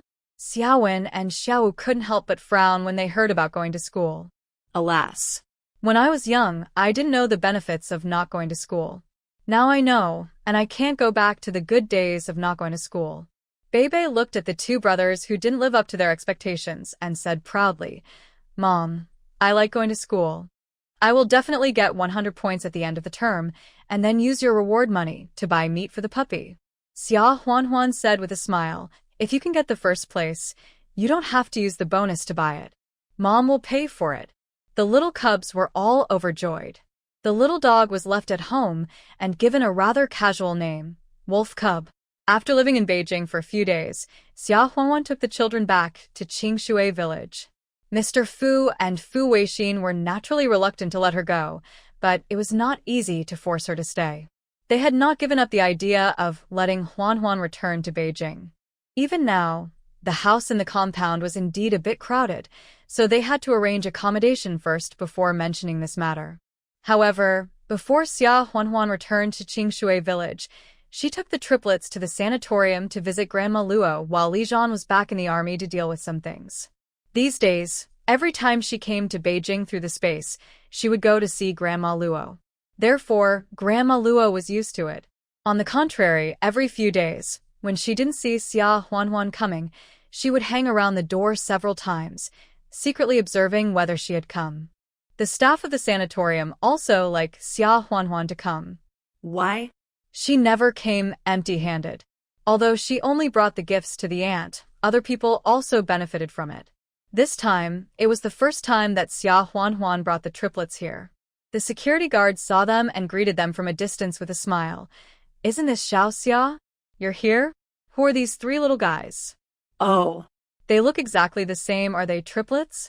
Xia Huanhuan lowered her head and said to the triplets, "Call me Grandpa Zeng. Uncle Li, these are my three little guys." The triplets called out in a baby voice, "Hello, Grandpa Zeng." Uncle Li was extremely envious. "Oh, these three little men are so handsome. Not to mention three. If my daughter-in-law can give birth to two for me, I will wake up laughing in my dreams." Xia Huanhuan smiled and said, "Uncle Li, where's my aunt? She's probably in her room. She came to the door several times yesterday. She must have missed you," Uncle Li said with a smile. Xia Huanhuan nodded and said with a smile, "I was busy these days, so I didn't come." "Uncle, this is the peanuts we fried ourselves. This bag is for you. You can eat it when you are free," Uncle Li said with a smile. "I am so sorry that I always eat yours." "It's okay. Then, Uncle Li, I will go in first." When Grandma Luo saw the triplets, she was also very happy and said with a smile, "These three really look like they were carved from the same mold. It's so nice that you can't recognize who is who in a blink of an eye." Xia Huanhuan asked the triplets to call her grandma. After hearing this, Grandma Luo couldn't help but raise her sleeves to wipe her tears and agreed. "Oh, good boy. By the way, Huanhuan, you are really stupid. You didn't tell me in advance that you brought them here." "I didn't prepare anything," Xia Huanhuan said with a smile. "Auntie, what should I prepare? They are the younger generation, and I should have brought them here to show you." Grandma Luo sighed, feeling sad and fortunate. She never thought that day. She just wanted to sell the house, give up the thought, and come to Beijing to spend the rest of her life with the remains of her children. She found Xia Huanhuan as the buyer because she just liked her at first sight and did not conduct in-depth investigation and research. However, it was this thought that brought so much warmth and laughter to her lonely and helpless old age. The triplets were chasing each other in the house, giggling and looking carefree. Grandma Luo's eyes blurred again, as if she saw her children when they were little, chasing each other around the big peach tree in her yard. Before leaving, Grandma Luo took out 3 small yellow croakers from her box, wrapped them in a handkerchief, and handed them to Xia Huanhuan. Xia Huanhuan opened it and was shocked. "And this?" Grandma Luo smiled and said, "I don't have anything else ready-made here. Just these yellow things, one for each of the 3 children. It's probably hard to find a good goldsmith nowadays. When you have the chance, use this to make a longevity lock or something for each of them. It can be regarded as a little gift from Grandma to them." Xia Huanhuan quickly declined, "Aunt, this is too precious. How can they afford it?" "Do Aunt refuse? I'm an old woman buried up to my neck in the earth, and my husband and children have passed away before me. What's the point of me keeping these things? I liked these 3 little guys the moment I saw them. If you really feel you can't afford it, just bring them to see me more often," Grandma Luo said. Xia Huanhuan had no choice but to accept it and said softly, "Aunt, I'll accept it for them." After chatting about family matters for a while, Xia Huanhuan left behind the egg cakes, eggs, and other things she had brought with her, and returned with the triplets. Grandma Luo sent them to the gate, and when Xia Huanhuan and the children had walked a long way away, when she looked back, she was still standing at the gate. When she saw Xia Huanhuan looking back, she raised her hand and waved at her. The three little ones also turned around, and seeing this, they waved excitedly and shouted in a baby voice, "Grandma, goodbye." Goodbye. After visiting Grandma Luo, they packed up their things and went home. Yuan Chao and Heping had been getting along well with Xiaowen, Xiaowu, and Beibei for the past few days, and they were reluctant to leave. Heping and Beibei hugged each other and cried very sadly. They also agreed to write letters to each other, and that was it. Xiaowu, that idiot, also hugged Yuan Chao and cried with snot and tears. Yuan Chao had no choice but to hug him to comfort him. The triplets also cried loudly. Even the wolf cub joined in the noise, whimpering, and it was so sad. The adults were really annoyed by the noise, but they felt bad. Now it was lively and noisy, but when everyone left, the house would be quiet again. Thinking of this, they quarreled every day to make the house look lively. Xia Huanhuan smiled and said, "When summer vacation comes, let Yuan Chao and Heping come to the village to play. Then Xiaowen, Xiaowu, and Beibei will take you to the mountains to catch rabbits and pick mushrooms. It will be so much fun." Yuan Chao and Heping's eyes lit up. "Really? Thank you, Aunt Wanner." He sent Xia Huanhuan to the train station, bought a platform ticket, and went into the station to see her off. This time Li Zhan also went back with them, intending to rejoin the team after sending them home safely. These days, one thing after another has happened. Xia Huanhuan has never found an opportunity to confess the matter of space, or maybe she subconsciously still hasn't mustered up the courage to confess, so she has been subconsciously delaying it. Now, the moment of separation from Li Zhan is at hand again. If she doesn't say it now, she will probably have to delay it again. If Li Zhan finds out by himself, then the consequences will be more serious than if she takes the initiative to say it. Xia Huanhuan took a deep breath and decided not to delay it any longer. But now they are on the train with so many people talking, it would definitely not be appropriate. She had to be patient and wait until she gets home to talk about it. Li Zhan saw that she looked worried and smiled. "What's wrong? What are you thinking about?" Xia Huanhuan forced a smile and said, "Nothing. It's just, Li Zhan, when we get home, I have something to tell you." Li Zhan's heart was moved when he saw her like this, but seeing that she looked too serious, cute, and nervous, he couldn't help but lean over and kiss her lips and said with a smile, "What's the matter? So serious?" Xia Huanhuan couldn't help but blush and said, "You. The children are still watching, don't make trouble. I'm talking about business." Xiaowen, Xiaowu, and Beibei were originally looking out the window, and when they heard it, they turned around and asked, "Mom, what are we looking at?" Xia Huanhuan scolded, "Children should not interrupt adults' affairs. You just continue to enjoy your scenery." The triplets had been puffing up their little mouths and eating candies obediently, but now they acted like little traitors. Dad. Bit Mom. Xia Huanhuan. Li Zhan couldn't help laughing, and picked up Yi, who was talking nonsense, and said with a smile, "Silly Yi, what Dad did was not called biting, it was called kissing. Do you understand?" Yi tilted his head, as if he had suddenly realized something, and said, "Oh, Dad. Dear Mom." Li Zhan blinked his eyes, looked at Xia Huanhuan mischievously, and praised his son. "That's right. This is the smart son of our family." Xia Huanhuan said angrily, "Li Zhan, you are teaching your son bad things." However, after such a commotion, Xia Huanhuan was indeed not so nervous and scared. Li Zhan loved her so much, it was impossible for him to dislike her and blame her just because she had kept this secret from him for so long. This time, they bought a train that departed at night and arrived in the county town in the morning. The family booked 6 hard sleeper seats, 1 each for Li Zhan and Xia Huanhuan, and Xiaowen, Xiaowu, and Beibei took the triplets and slept in a berth each. The wolf cubs slept on the floor. At night, Xia Huanhuan was worried, afraid that the cubs would roll off the bed while sleeping, so she couldn't sleep well and had to get up to check from time to time. Every time, Li Jian was awake and whispered to her, "You sleep. I'm here." Having said that, she was used to worrying, and she would still wake up to check on her after sleeping for a while. Li Jian's eyes were gentle and filled with guilt. It was because he was at home too little that his wife would still wake up and sleep even though she knew he was there to watch over them. It was not that she did not trust him, but that she was used to taking care of the children without him around. When Xia Huanhuan woke up again in a daze, Li Jian took advantage of the darkness, leaned over and kissed her lips, rubbing them gently. He whispered, "Wife. Huanhuan, I love you." After saying this, Li Jian, a rough man, couldn't help blushing, but fortunately, the night covered it and no one could see it. This kind of bold, passionate, and straightforward love words are what he learned from foreign dubbed movies in the Soviet Union or other countries. Li Jian used to think that he would never be able to say it in his entire life. But he just said it so boldly. Xia Huanhuan was in a daze and felt that the biting on her lips was a bit annoying, and she didn't hear his words clearly.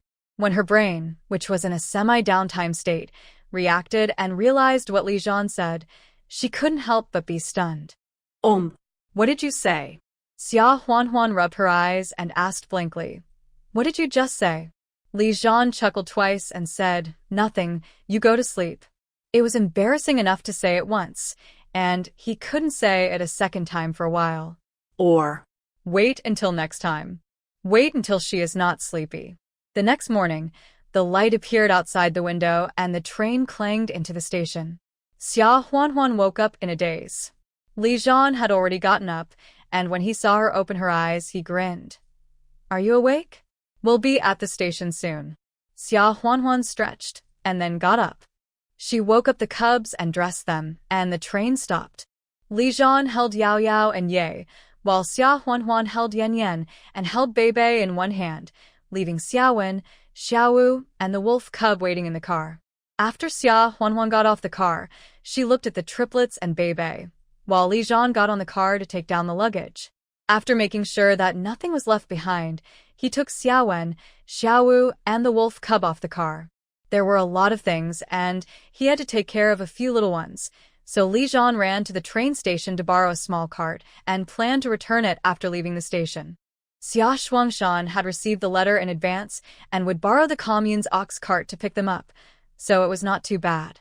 However, before Li Jian left the station, the staff at the train station trotted over and asked breathlessly, "Excuse me, are you Captain Li Jian?" Li Jian was stunned for a moment and said, "I am." The man said, "The Army Liaison Office called an hour ago and said there is an urgent mission and asked you to return to the team as soon as possible. The next train to Beijing will arrive in 15 minutes and stop for 5 minutes. Captain Li, do you think? Can you make it?" Xia Huanhuan's heart tightened. She knew they would be separated, but she didn't expect it to come so soon. She thought that at least she could send them home before leaving. Li Jian's eyes also became serious. He nodded and said, "We can make it. I will send my wife and children out of the station first, and we'll be back soon." The comrades saw that Xia Huanhuan was a woman with 6 children, big and small, and the man was about to leave again. He also felt that it was a bit hard, so he said, "Okay, I'll help too, quickly." Li Jian said with a smile, "Thank you very much." It was early in the morning, and Xia Shuangshan might have been delayed for a while, so he hadn't come yet, so Li Jian had time to settle Xia Huanhuan in a state-owned breakfast shop next to the train station and ordered tofu pudding, fried cakes, and tea eggs. Xia Huanhuan didn't care about anything else, and asked the boss to pack tea eggs and fried cakes for Li Jian to eat on the way. Li Jian also told Xia Huanhuan to eat well. After saying that, he was reluctant to leave, so he stood. Xiaowen said sensibly, "Fourth uncle, don't worry. I'm here. I will take good care of my mother." Xiaowu and Bei Bei also hurriedly said, "There are also us." Li Jian smilat, "Okay." With you at home, fourth uncle is relieved. Li Jian squatted down again, ruffled the triplets' hair, and smiled. "You 3 little troublemakers. You are not allowed to make your mother angry. Do you hear? Otherwise, I will come back to deal with you." The triplets only half understood what he said, but they seemed to be able to feel the sadness of parting and looked at him timidly. It was too late to leave now, so Li Zhan stood up, took a deep look at Xia Huanhuan, then hugged her tightly and said with a smile, "I'm leaving. I'll be back soon. What you said you would tell me when you go back, tell me when I come back next time." Xia Huanhuan felt uncomfortable, so she nodded sullenly and forced a smile. Yeah. She swore that next time she would not be so afraid of wolves and tigers, and she would tell him the first time she saw him. Li Zhan couldn't help but raise his hand to touch her cheek.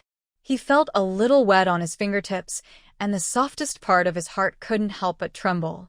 He turned around and left with a hard heart.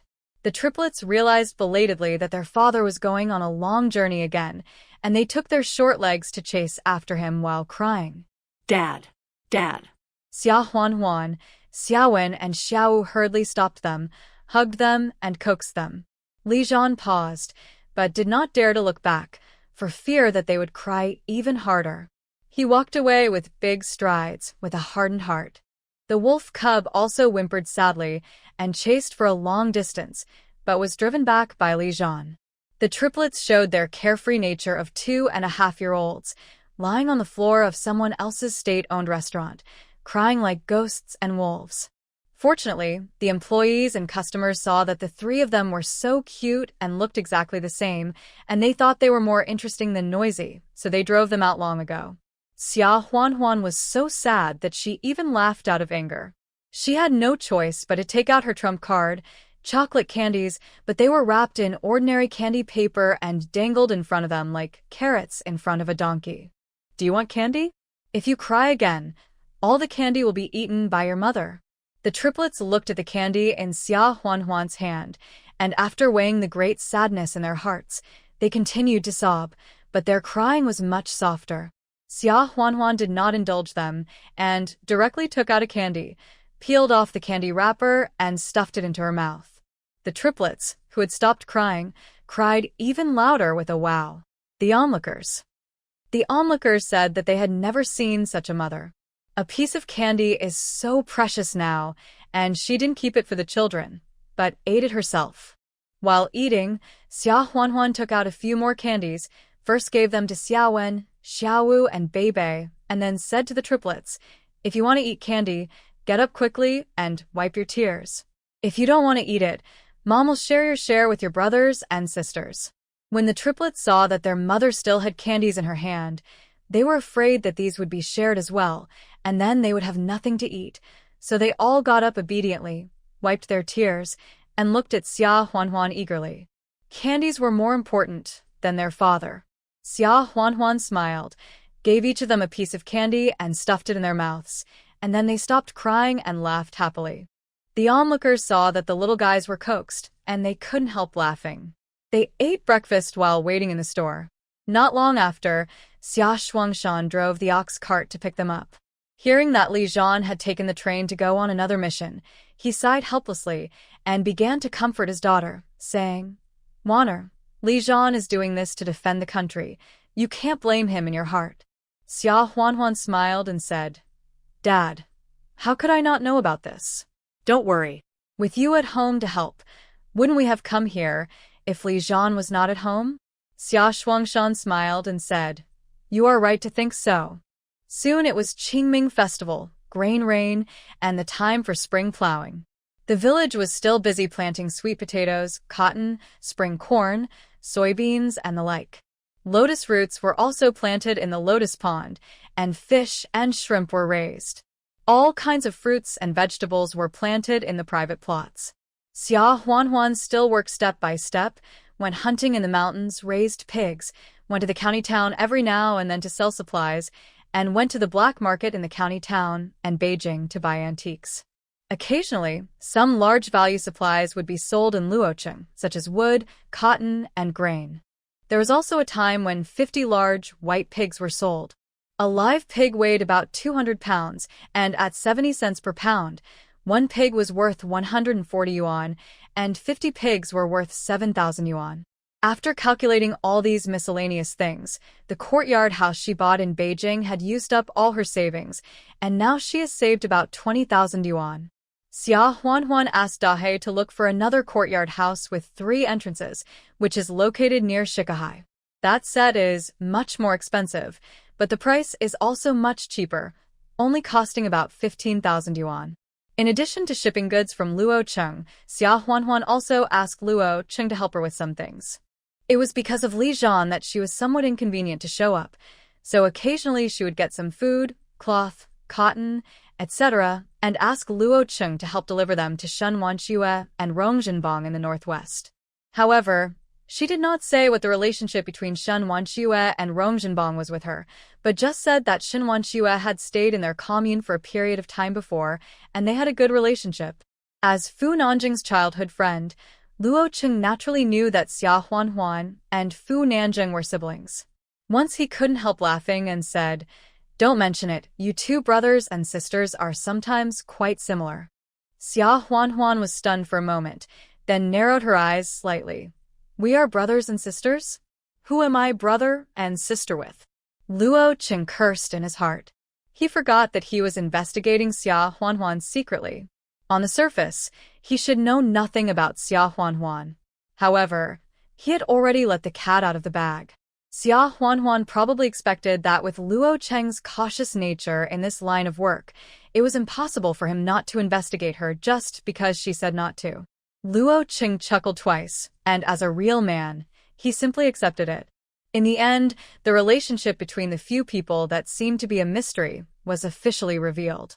Xia Huanhuan did not blame Luo Cheng too much. After all, he was her 3rd brother's childhood friend, and his character should be guaranteed. Xia Huanhuan asked, "You just said that we are very similar as brothers and sisters. In what way are you alike?" Luo Cheng smiled and said, "Let me help you with mailing things.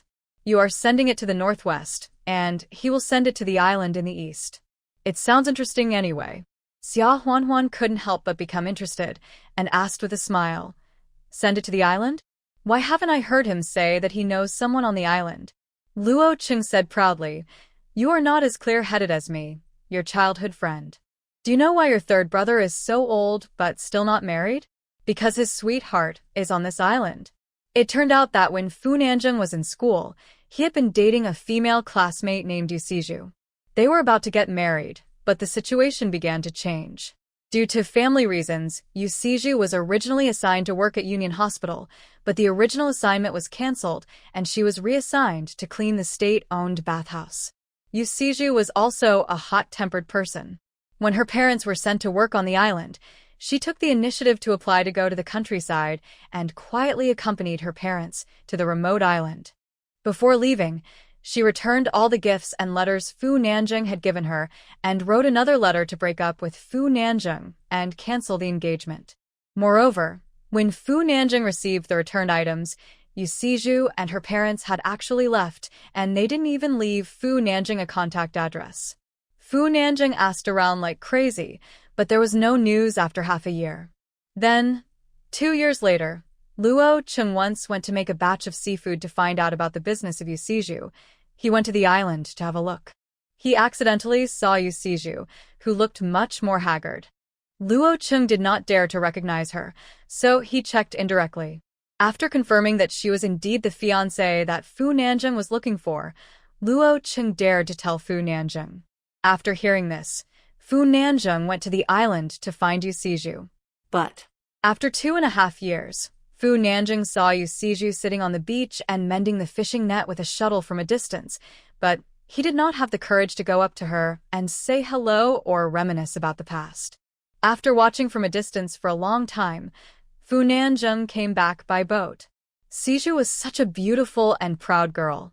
If he saw her haggard appearance after being exposed to the wind and sun for 2.5 years, she would definitely be angry and even cry. From that time on, Fu Nanjing asked Luo Cheng to help send some things to the island in various ways.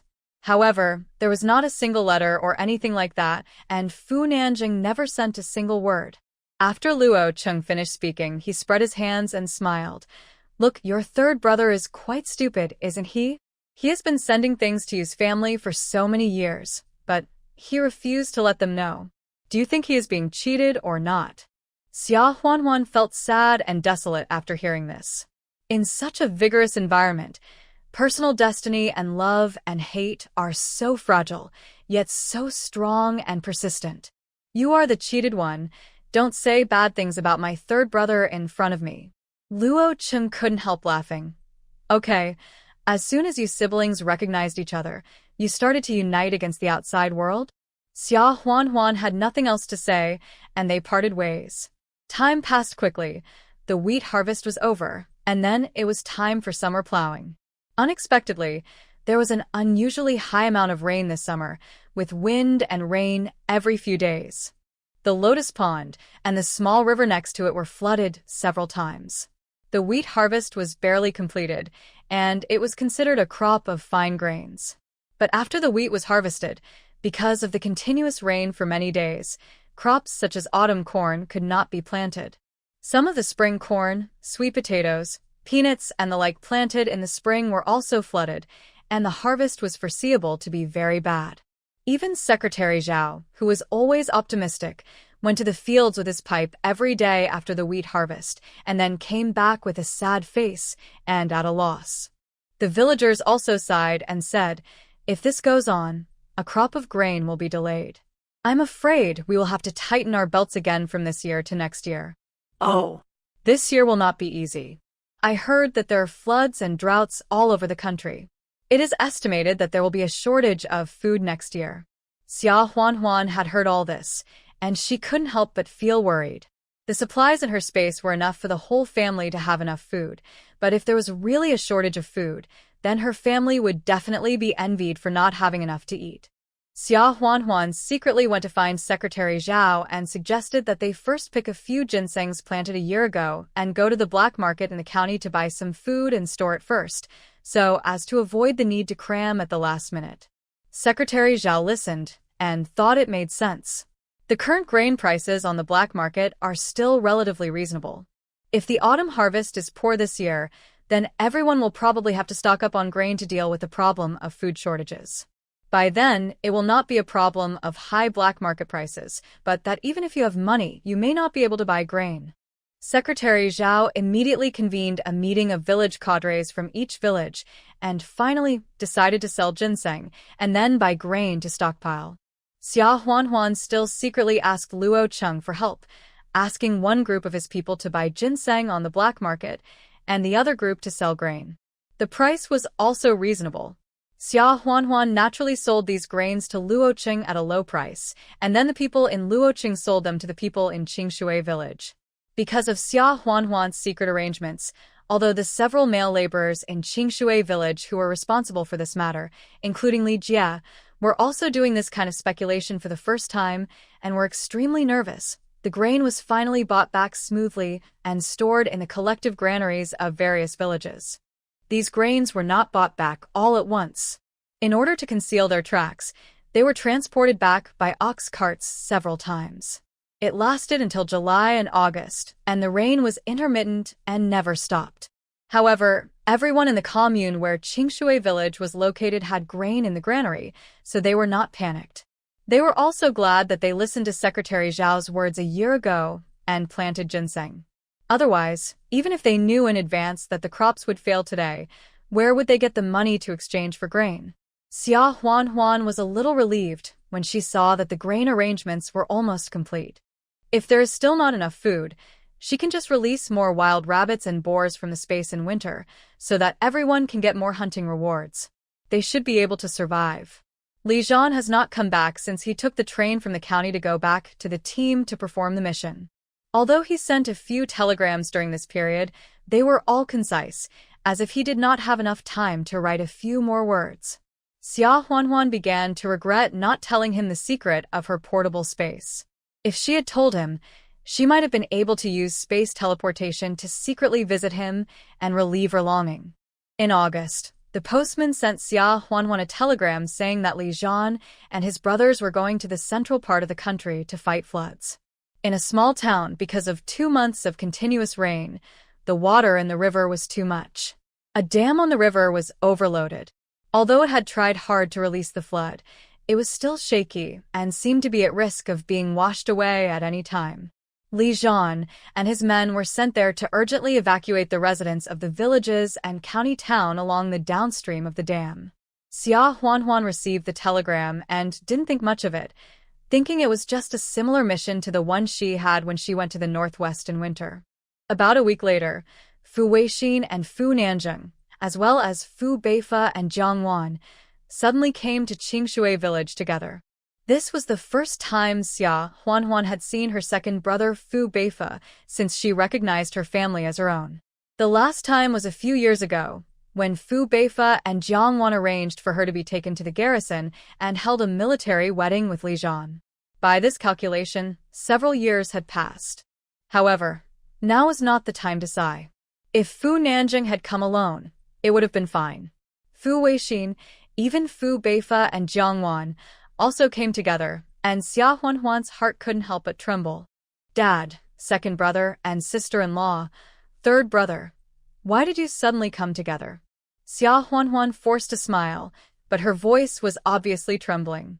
Please. Please don't let anything happen to Li Jian. No, it won't happen.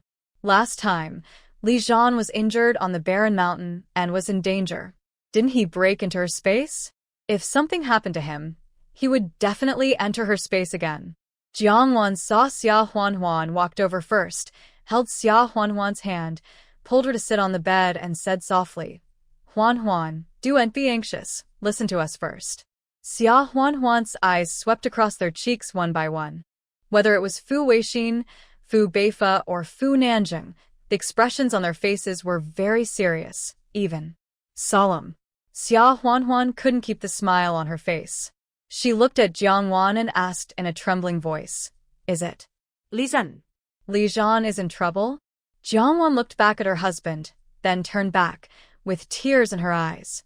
She held Xia Huanhuan's hand tightly and said, It's not certain yet. They're still looking, it doesn't mean something has happened.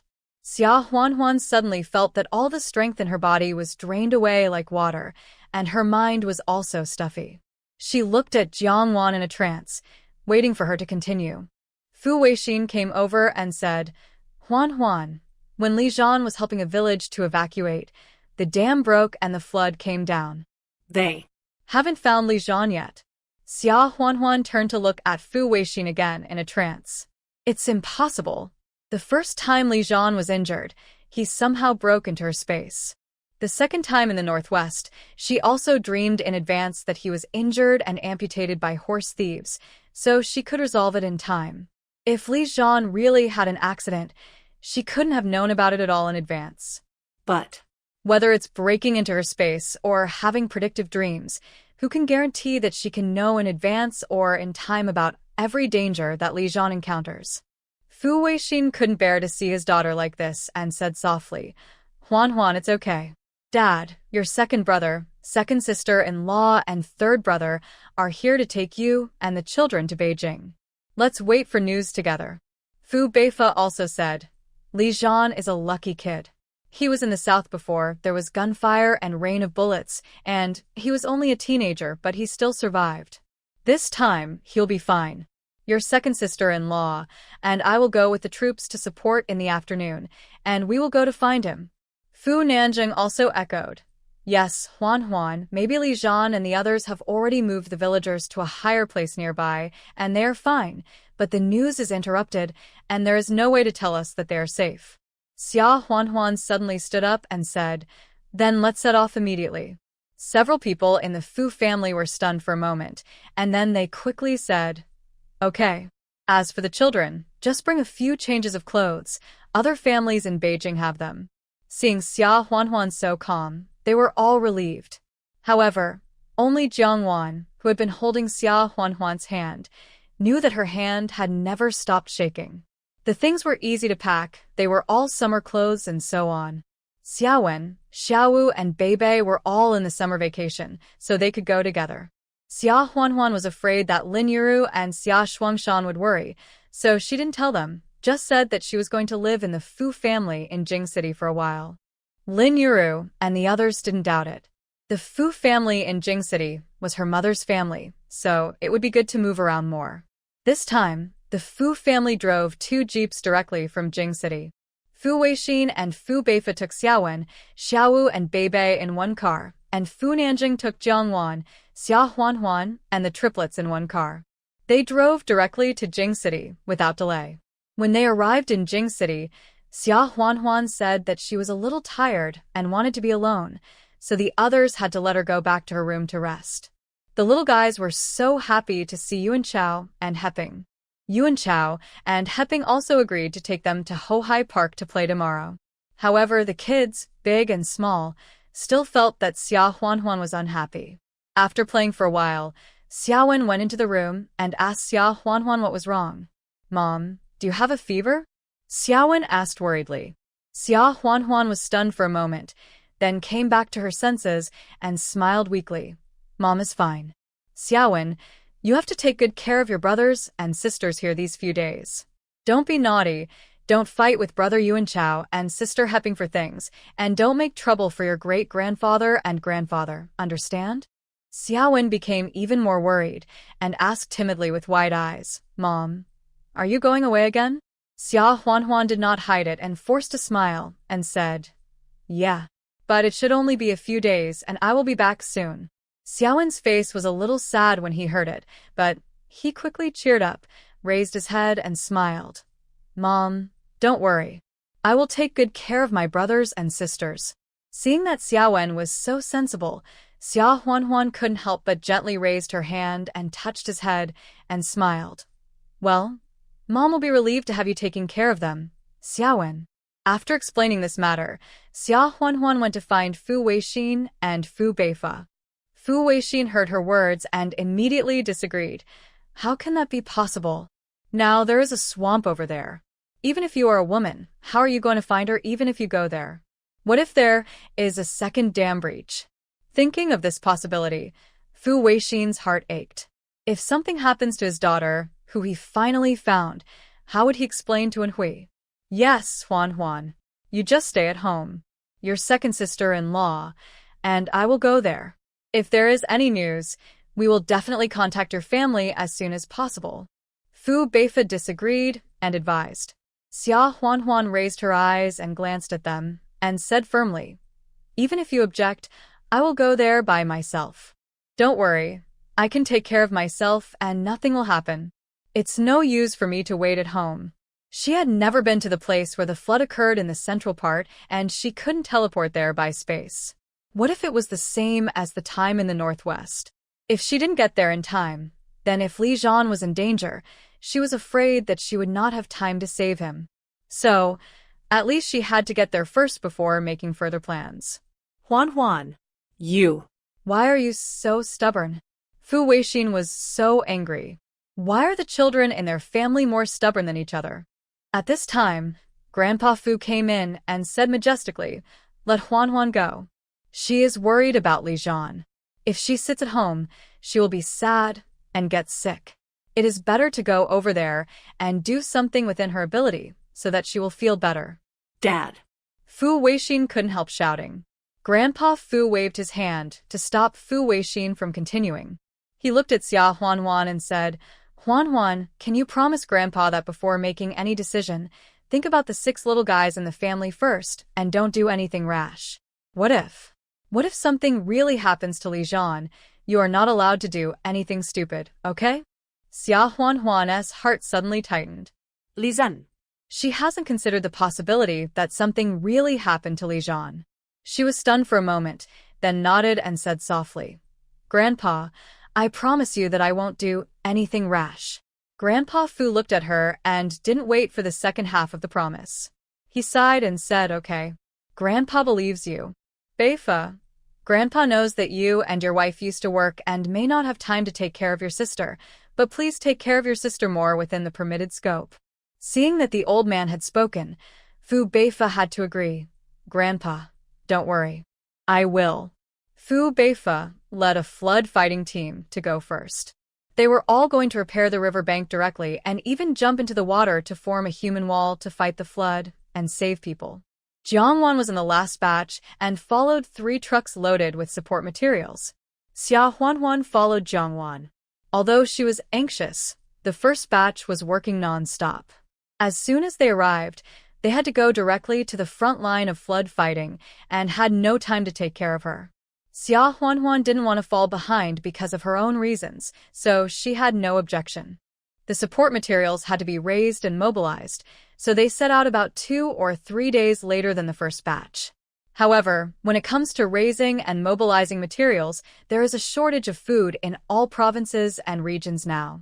Therefore, after 2 days of raising materials, they only filled 2 large trucks, and the remaining one was only half full. There is no other way. Every bit counts. After the materials were raised, they set out.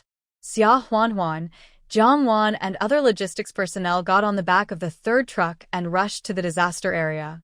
It was not so obvious at first, but the closer they got to the disaster area, the more obvious it became.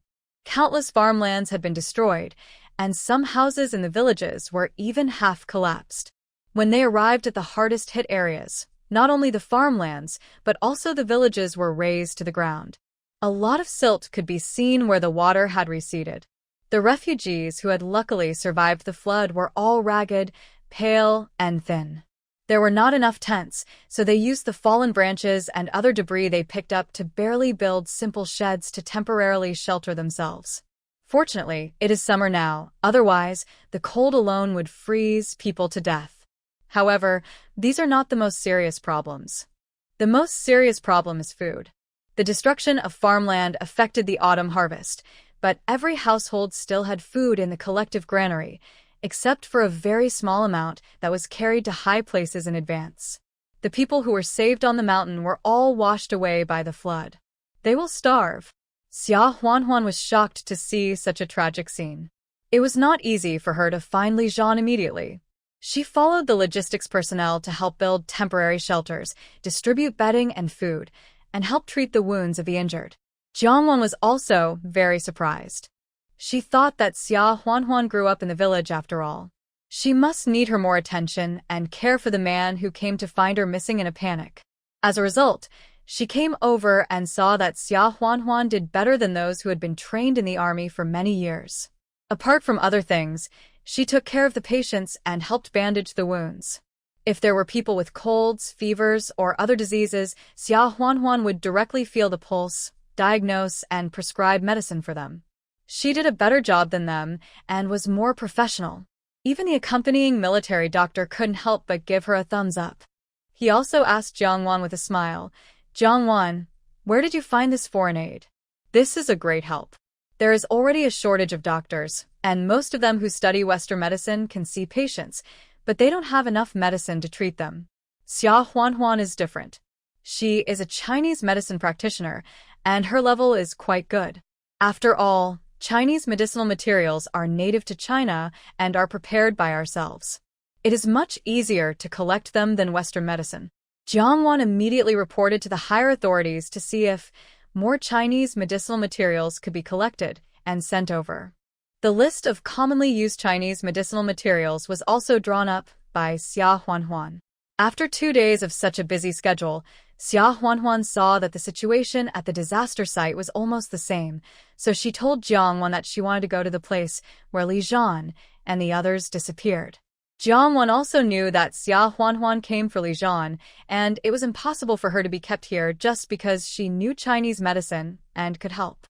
To put it bluntly, they are soldiers, and it is their duty to come here to rescue people from disasters.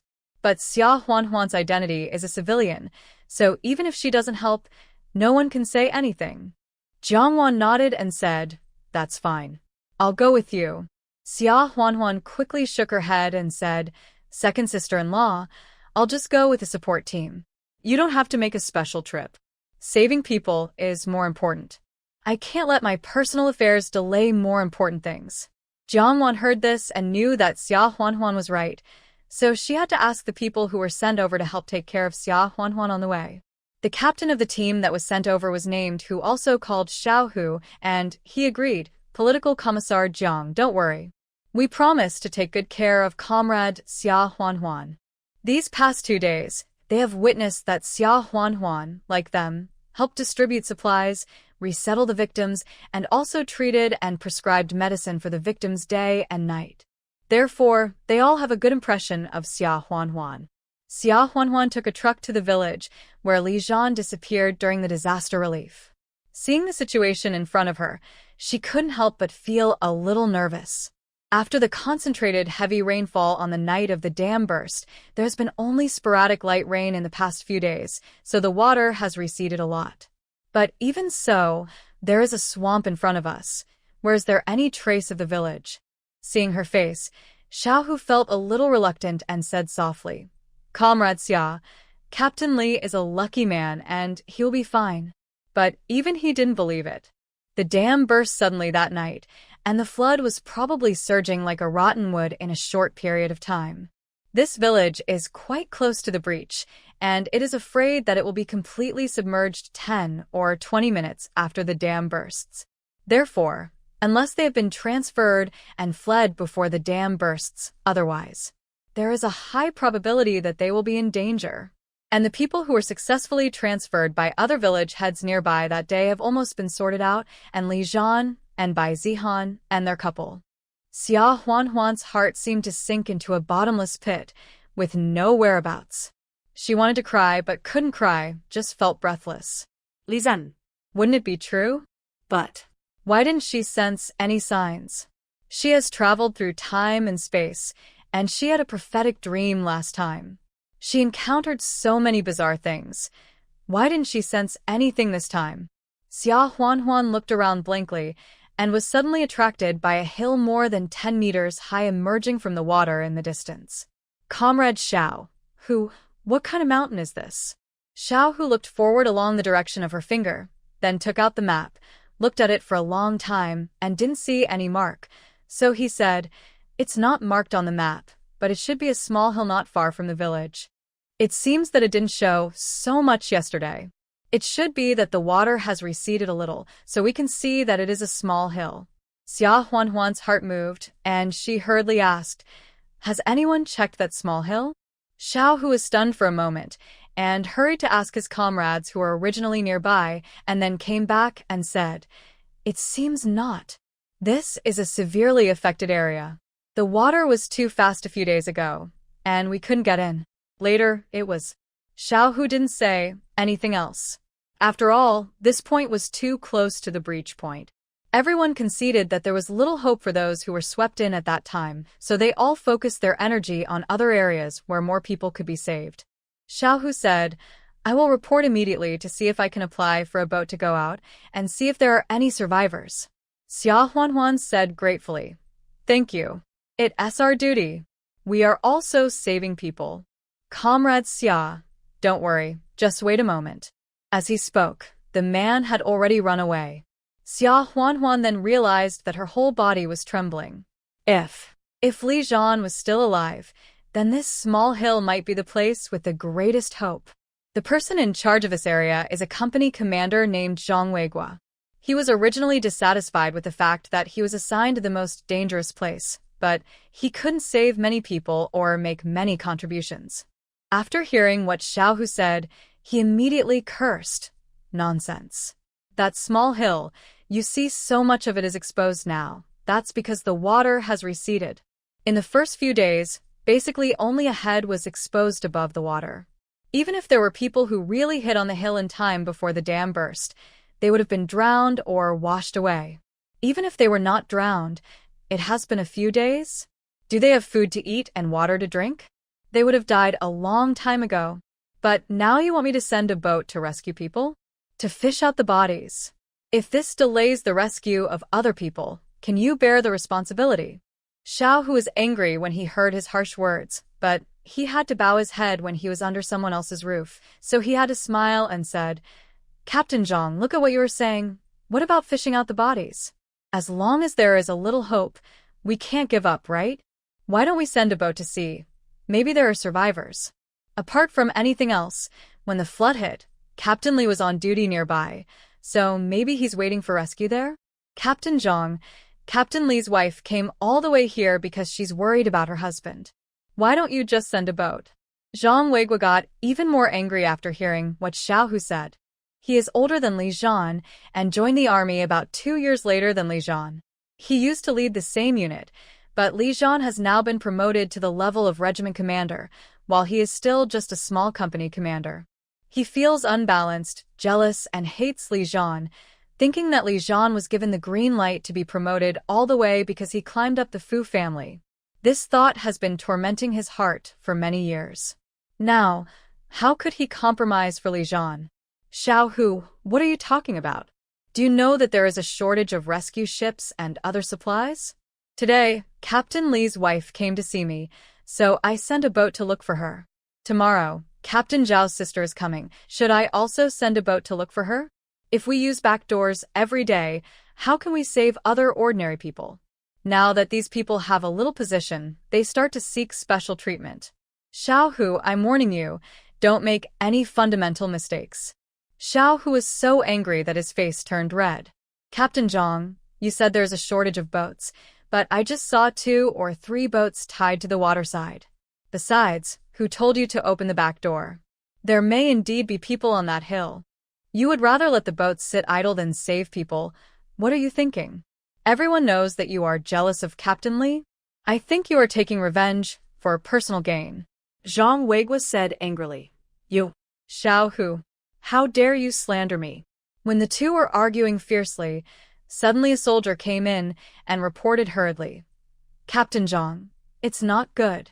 There is a boat on the water. It seems that Captain Li's wife rowed it away. It has rowed a long way. What? Zhang Weiguo and Xiao Hu exclaimed in unison. The two hurriedly followed the soldier to the waterside to see that on the vast water, a small boat had rowed far away. Hadn't it? Zhang Weiguo was furious and shouted, "Hurry up and count whether our ships are all there. This is so lawless that they dare to steal the army's ships. I will report it to the higher-ups." The soldier interrupted Zhang Weiguo tremblingly and said, "The most amazing thing is this, Company Commander, our ships. Not a single one is missing." Zhang Weiguo was obviously stunned for a moment. No ships are missing? How is it possible? Where did Li Jian's wife's ship come from? You counted the number of ships wrong before? Not a single one is missing? Then can she make a ship out of thin air? Humph. Anyway, we'll see. I'll report it tonight. Xiao Hu was so angry that he was shaking all over. What a despicable villain this is.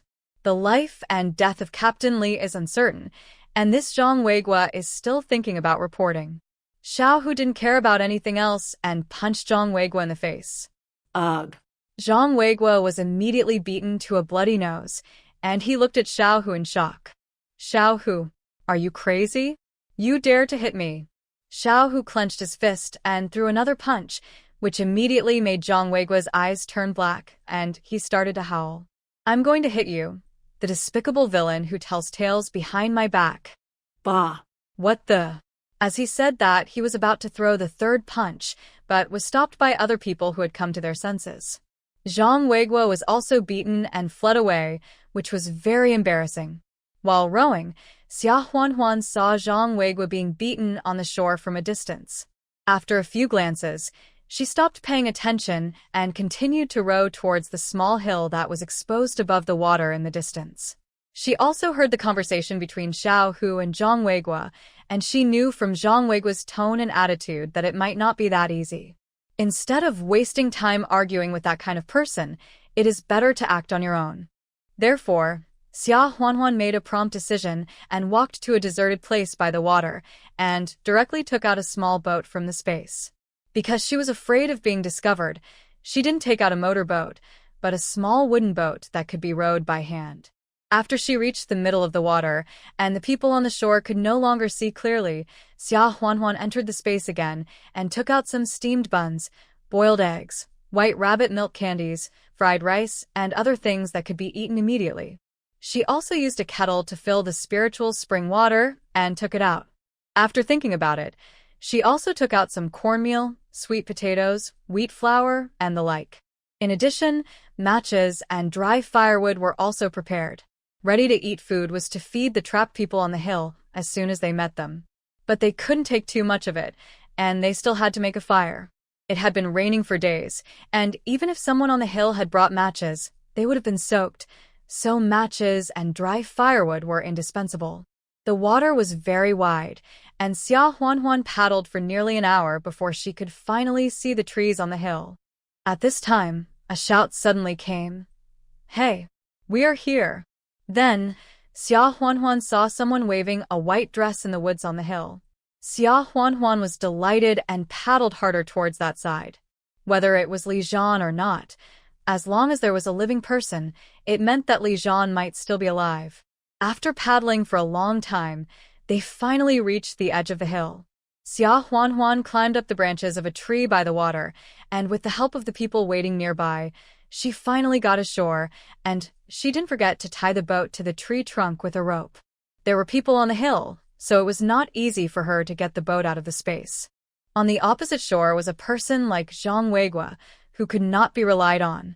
Therefore, this boat was their only tool to escape. The person who came was wearing gray and patched clothes. It seemed that he should be a villager here, speaking in a dialect. Seeing that it was a young woman, he was also a little confused and asked, "Are you here to save people? Do you have food?" Fortunately, the dialect here is close to Mandarin, so it is easy to understand. However, he probably had been hungry for several days, so he was panting when he spoke, and his voice was very low. Xia Huanhuan had to listen carefully to understand. Xia Huanhuan nodded and said, "Yes." "Fellow villager, are you villagers from the nearby village?" As she spoke, she quickly handed him a mixed flour bun. The man quickly took it and ate it voraciously. He nodded and said with disappointment, "Why did you send only you and a woman? We have more than 20 people here." Xia Huanhuan was cheered up after hearing this and asked quickly, "Fellow countrymen, is there anyone named Li Zhan among the more than 20 of you?" The man thought blankly and said, "There was a soldier named Li who came to help us evacuate. We all called him Captain Li, but we don't know his real name." Xia Huanhuan was so happy that she almost jumped up. Captain Li, and it was a soldier who came to help them evacuate. Who else could it be but Li Zhan? "Fellow countrymen, can you take me to see him right now?" I'm his wife." Xia Huanhuan held the man's hand tightly and almost got excited. The man was so hungry that he had no strength left. He was almost shaken to death by Xia Huanhuan. He quickly said, "Let me go first." "Are you really Captain Li's wife?" Xia Huanhuan nodded. How could it be false? As she spoke, she couldn't wait to observe the surroundings. After the flood receded, the exposed mountain was not very large. Li Zhan and his men were probably on the top of the mountain. Without a guide, she should be able to find them. The man said, "Captain Li and the others are all under a big rock on the top of the mountain. I'll take you there." He said he would take Xia Huanhuan there, but after a few steps, Xia Huanhuan had left him behind. The man covered his stomach and bent down. He was shocked by Xia Huanhuan's physical strength. He panted and said, You go first. I'll take a break and then catch up with you." After a while, Xia Huanhuan climbed over the top of the mountain and reached the other side. As expected, she saw a large protruding rock with some small sheds built around it using branches and leaves. Seeing someone coming, some people came out to check immediately. One of them was Li Zhan. Li Zhan's beard was more untidy than any time Xia Huanhuan had seen before. It was almost 2 centimeters long, making his originally handsome face look a bit more rugged. Probably because he hadn't eaten for several days, his cheeks were sunken, his military uniform was wrinkled, and one of the sleeves was torn into strips, looking as miserable as it could be. Li Zhan obviously didn't expect his wife to suddenly appear here. His eyes widened in shock. "Huanhuan?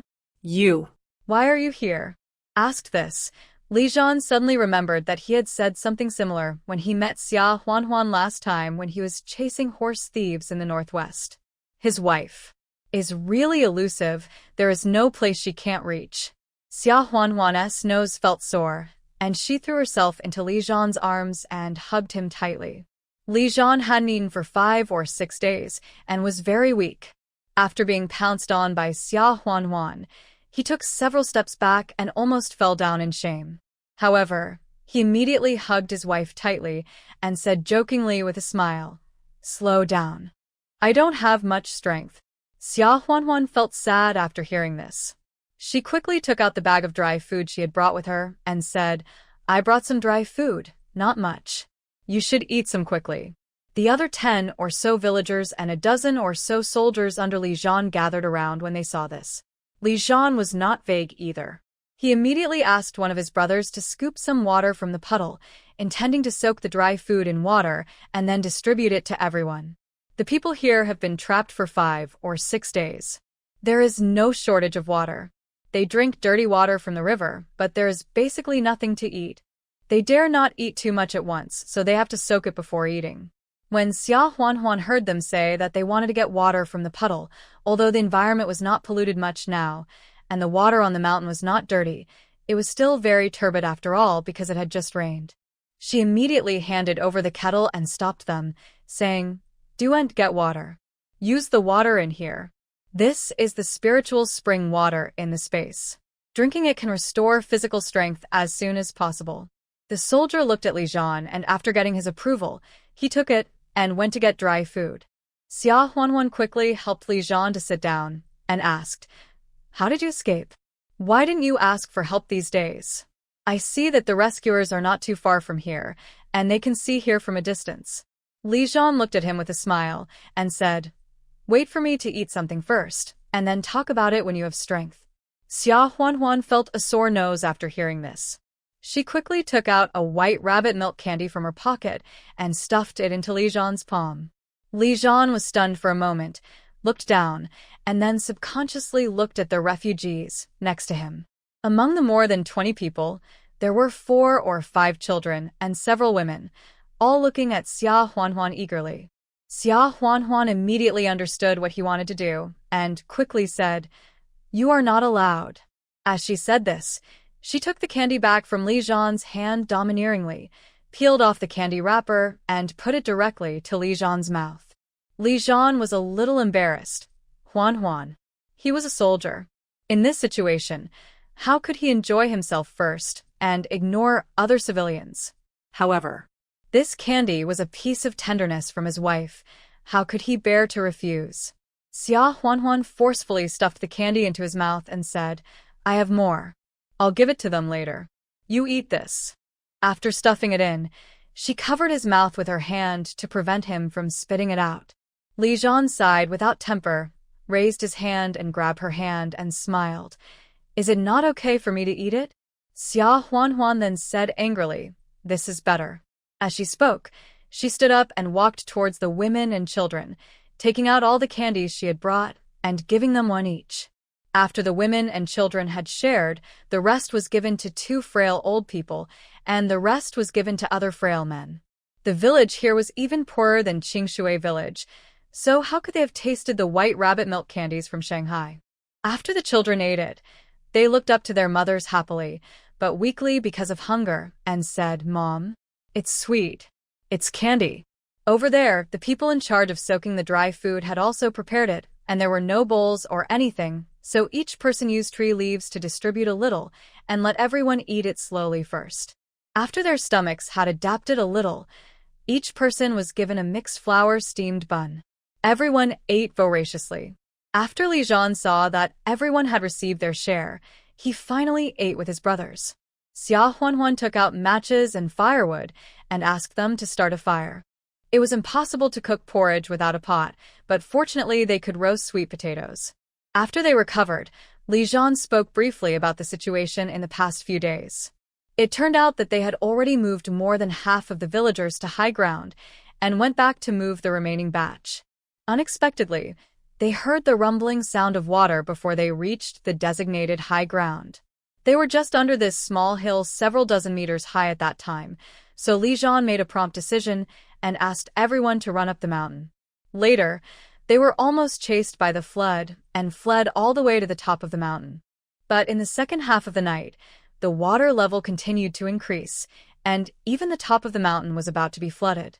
Li Jian and other soldiers helped everyone climb up the tree and tied their belts to the branches to prevent being washed away by the water. They held the tree for more than a day before the flood receded a little, revealing the ground on the top of the mountain. The big guys finally came down from the tree and touched the ground. Looking around, it was a vast swamp. In the first few days, The water flow was very fast. Even if rescue workers arrived, the boat would most likely capsize when trying to row over. At first, they tried to shout loudly, hoping to attract people, but it was no use. In order to conserve energy, Li Zhan stopped everyone from shouting. Originally, they had transported grain from the collective granary in the village, but in order to avoid the flood, they directly discarded it in the flood. The matches and other things they carried with them were also wet, and these days, although there was no more heavy rain, it was still cloudy and rainy.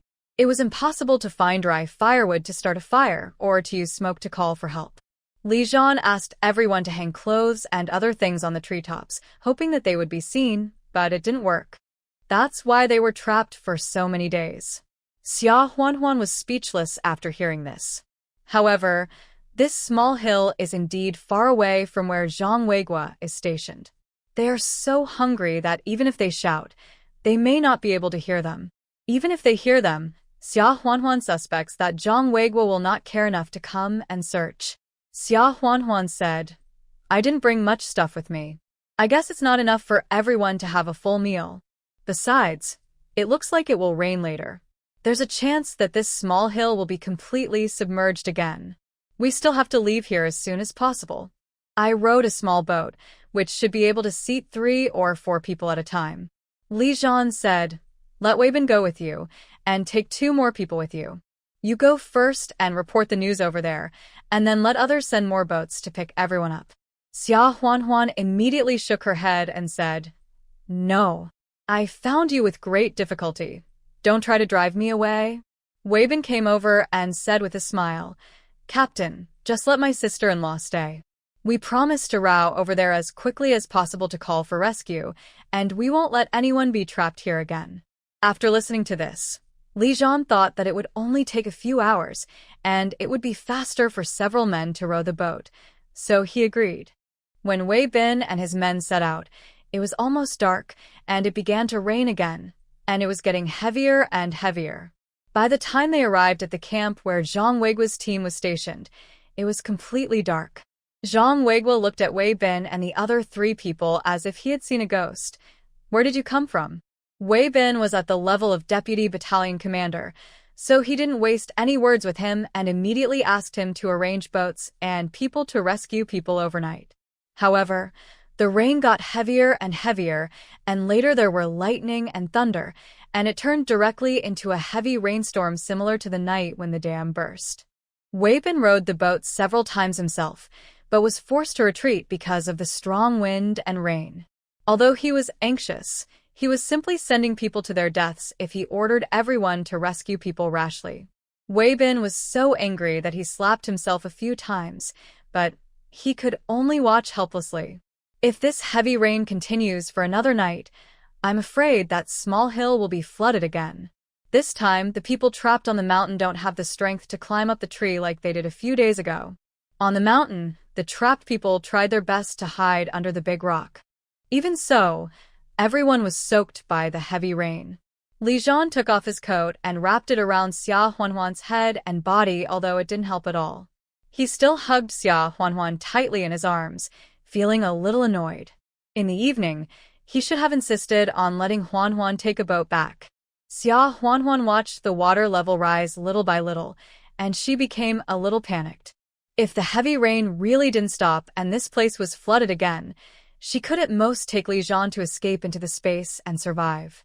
Others couldn't take care of it. But the question is, can she take Li Zhan into the space?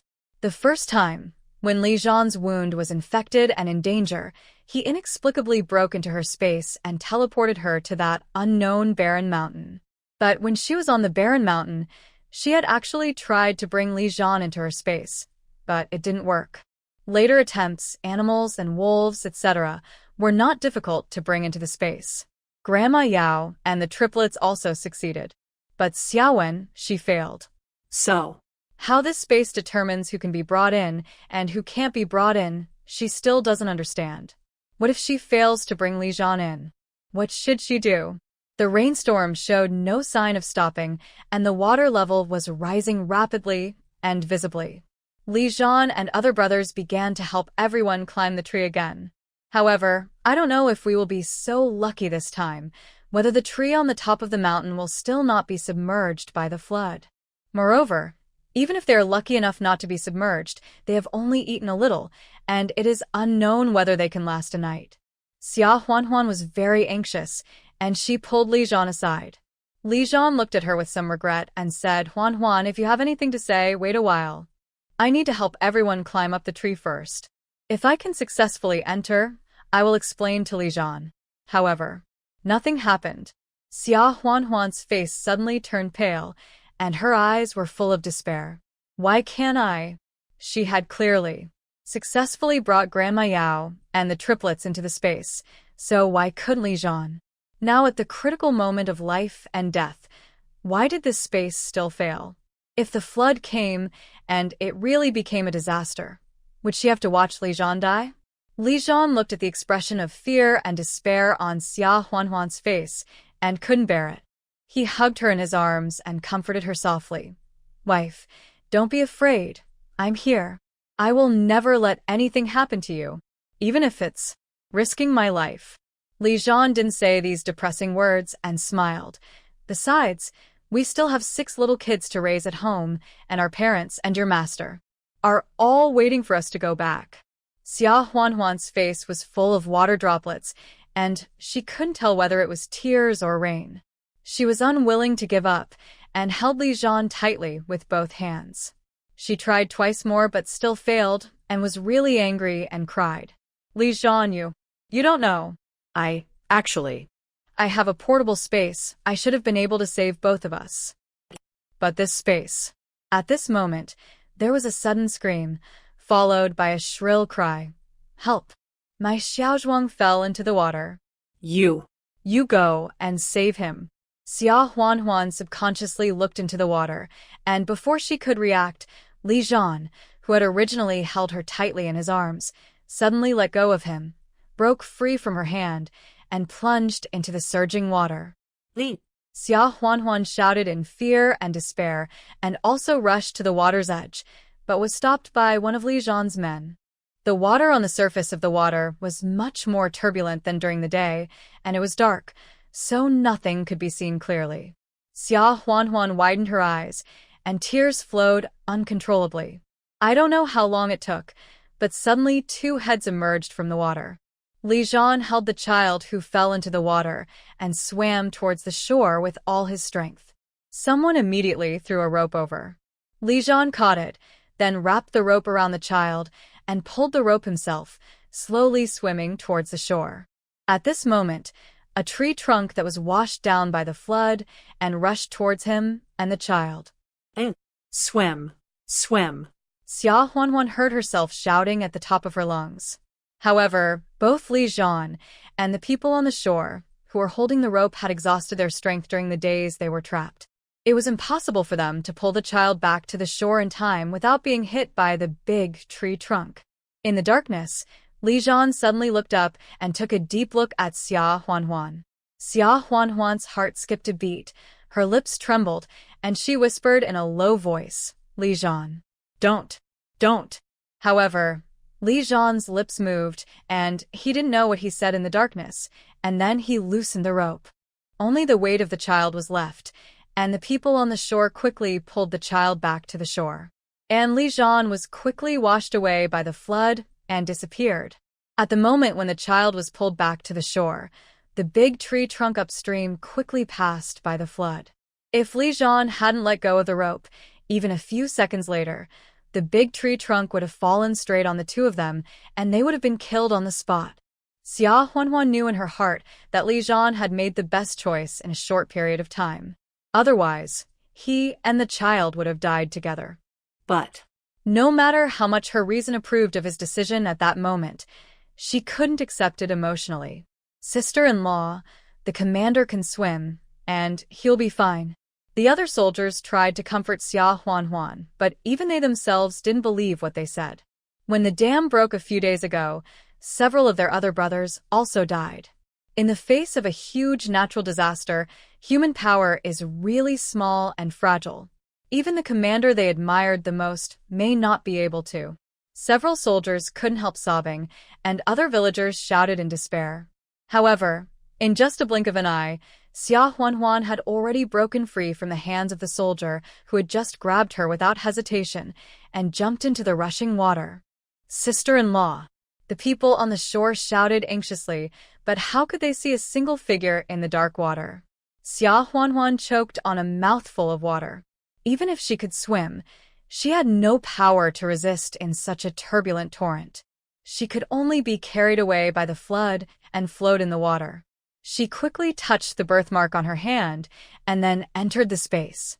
After taking a breath in the space, Xia Huanhuan closed her eyes and thought for a while, then left the space again. She could only float in the flood involuntarily. However, she was surprised to find that the big tree trunk that had just rushed past was behind her. When she jumped down, Li Zhan had been washed away, so if she didn't use the space to teleport to the front, she would never be able to catch up with Li Zhan. However, she looked around and still didn't find Li Zhan. Xia Huanhuan gritted her teeth, returned to the space again, and then appeared again. This time, she finally saw Li Zhan's head barely above the water, not far ahead. Xia Huanhuan shouted loudly, and then her body began to sink. Li Zhan tried his best to relax his body, so that even in the turbulent water, he could keep his head above the water and at least maintain his breathing. But this state would not last long. At this time, hearing Xia Huanhuan's cry, his heart trembled, and he quickly looked around. Once the body was tense, it would be difficult to maintain buoyancy. He choked on water several times before struggling to float to the surface and shouted in a hoarse voice, "Huanhuan." At this time, suddenly a person emerged from the water not far in front of him. Who else could it be but Xia Huanhuan? Huanhuan! Li Zhan shouted in horror, trying to reach out to grab her. Xia Huanhuan also stretched out her hand, and their hands finally touched each other. Xia Huanhuan could not maintain her balance, and sank into the water and drank several mouthfuls of water. The fear of suffocation made her struggle desperately with her hands and feet. Suddenly, a pair of strong arms wrapped around her from behind, stopping her struggle, and then with a sudden force, lifted her body out of the water. Who? Cough, cough, cough. Xia Huanhuan coughed painfully. Li Zhan's voice rang in her ears. Huanhuan, don't move. Try to relax your body. Don't use too much force. The buoyancy will let you slowly float to the surface of the water. In the turbulent water, this may not always work, but if you struggle desperately, you will definitely drown. Hearing Li Zhan's voice, Xia Huanhuan couldn't help but feel a sore nose and tears burst out. She didn't dare to move, for fear of dragging Li Zhan into the water, so she could only nod and choke. Well, I'll try my best. Fortunately, she caught up with him. If she keeps drifting like this, she will run out of energy sooner or later. Moreover, although it is summer, the water is still very cold.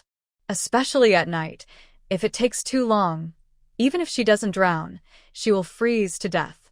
Xia Huanhuan tried to touch her birthmark again, closing her eyes.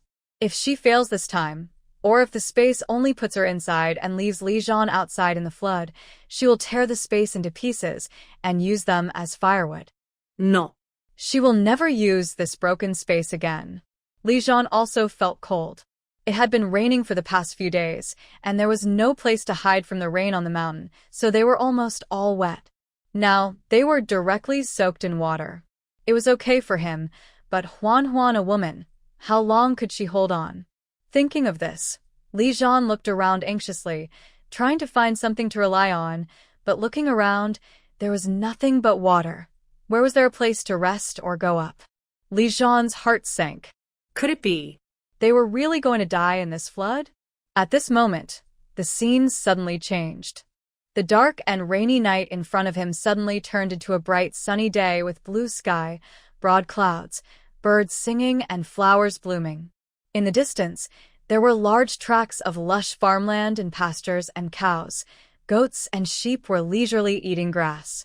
Nearby, clusters of roses were blooming beautifully next to the log fence. The air was filled with curling white mist, making the past in front of him like a fairyland and a dream.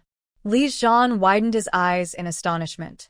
He found that he was still holding Xia Huanhuan tightly, and the two were still immersed in the water, but they were no longer helpless and drifting. His feet clearly stepped on the bottom of the water, and judging from the hardness, it was probably not silt, but stone bottom. He looked down at the water. The water was no longer the turbid flood mixed with mud, dead leaves, washed away branches, broken wood, etc., but almost clear, exuding a faint smell of sulfur and warm water. Hot springs? Li Zhan had been to almost every part of the country during his missions, so he naturally knew about the existence of hot springs. The problem was, how come the muddy flood water turned into clear hot spring water the next second? Moreover, he seemed to have seen it before. The last time he was dealing with bandits in the barren mountains, his wounds became infected and he had a high fever and his consciousness was in a trance. He seemed to have dreamed of a warm place inexplicably. He remembered that it was also a hot spring and there was a picture of his wife emerging from the bath. Could it be that he was actually about to be drowned in the flood, or he was frozen to the point of being unconscious, so he had this beautiful dream of heaven again? Thinking of this situation, Li Zhan couldn't help but shudder all over. No, he had to wake up quickly. He couldn't die. He still had his wife and children to protect. Moreover, his wife fell into the water as well. If he lost consciousness, Huanhuan would definitely be dragged down. Huanhuan, Wake up. Don't sleep. You can't fall asleep. Li Zhan pinched himself hard while trying hard to wake up Xia Huanhuan. Xia Huanhuan opened her eyes, and everything in front of her was so familiar. She quickly turned back to confirm that Li Zhan was not left alone in the flood. She finally succeeded in bringing him into the space. We are finally in. What came in? Is his wife also unconscious? Huanhuan, Wake up. You can't die. I won't let you die. You still have to take care of our children, Li Zhan said again and again.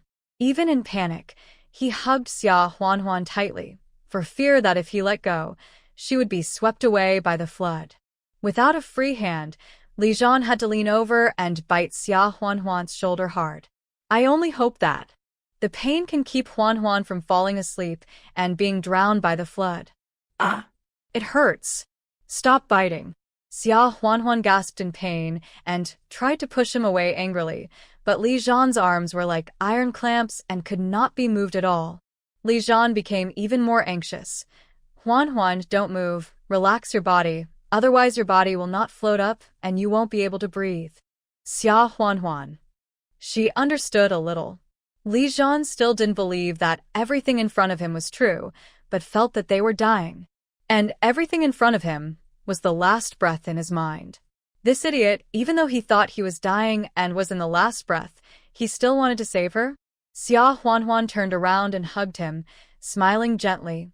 Li Zhan, we are not dying, nor are we in the last breath.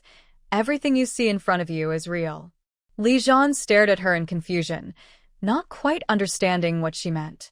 They had just been in the cold flood in the middle of the night, and now the sun was shining brightly in front of them.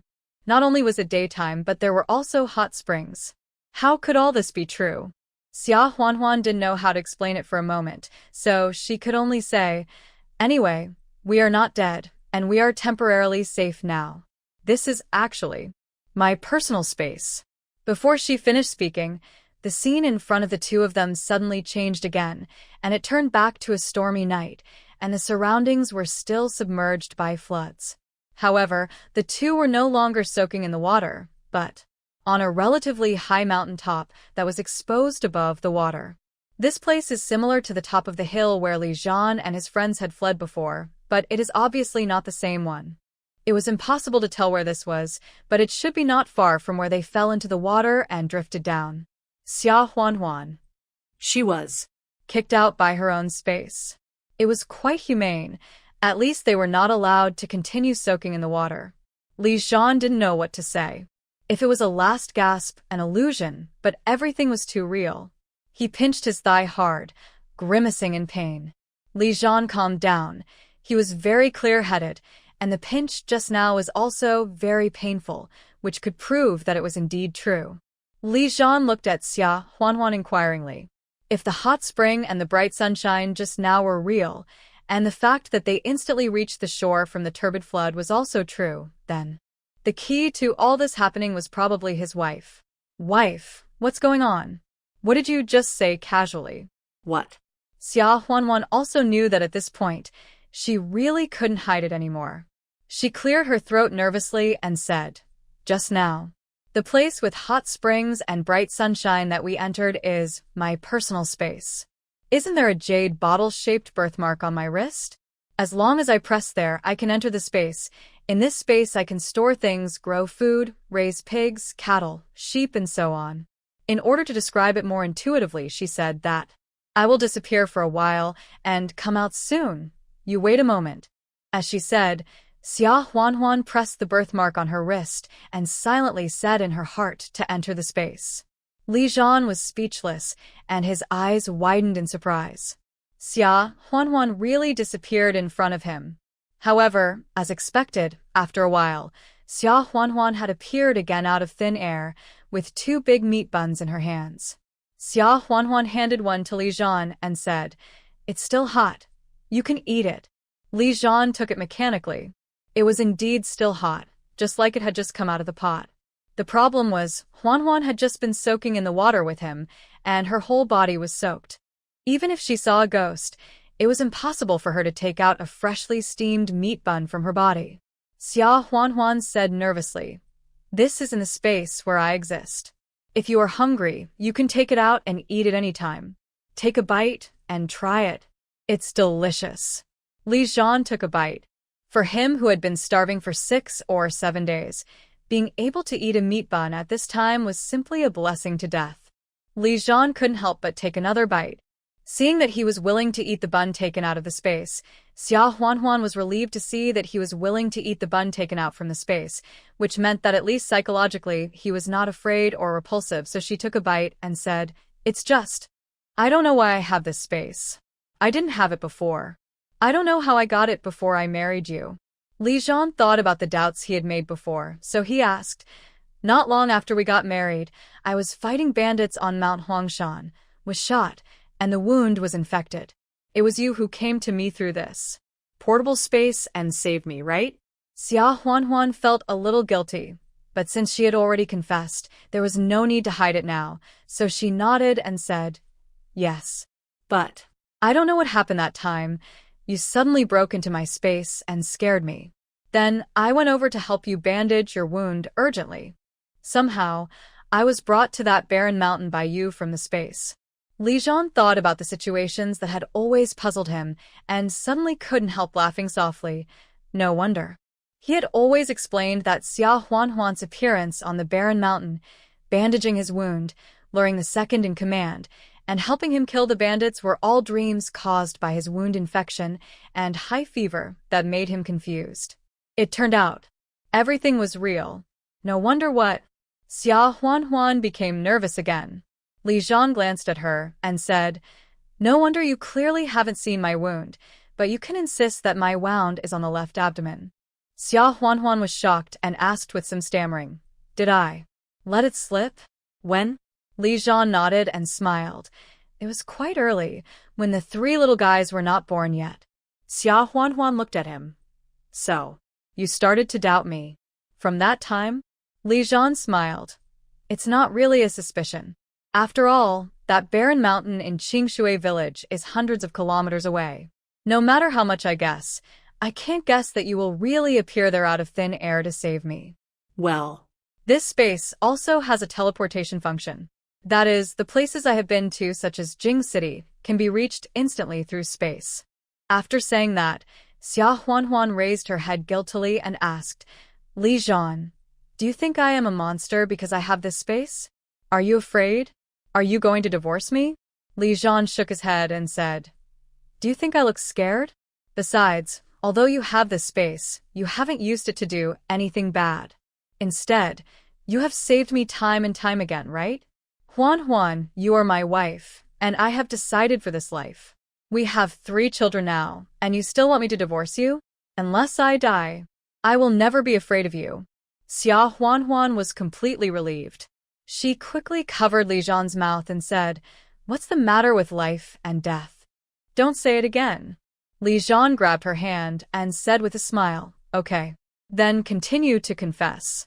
Xia Huanhuan was stunned for a moment. Continue. To confess? What else is there to confess?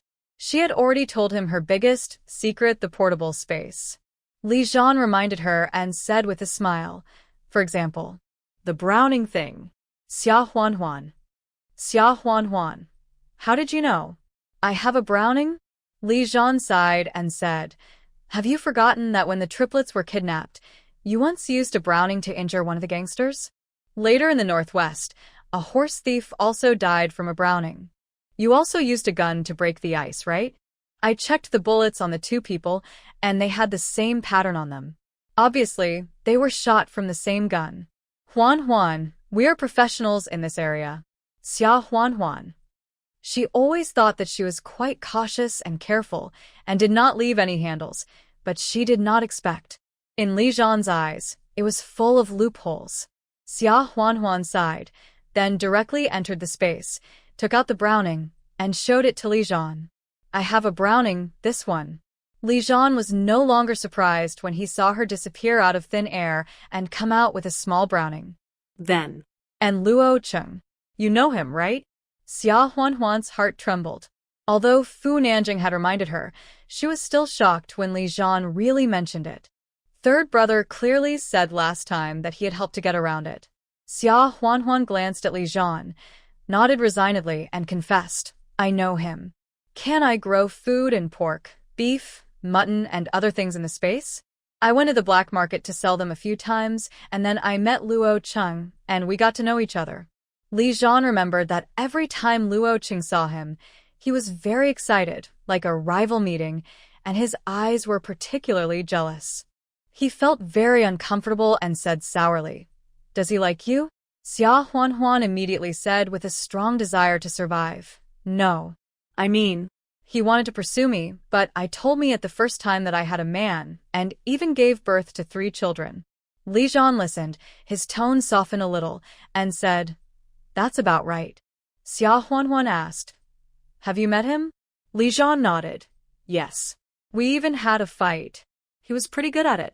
Xia Huan couldn't help laughing and said, "Someone coveted your wife, but you seem to be sympathetic to him."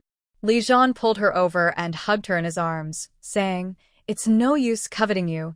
You are mine. No one can take you away from me." The confession game came to an end. Xia Huan tried again, but she was still unable to bring Li Zhan into the space again, so she had to give up. It seems that this space is not ordinary and exclusive.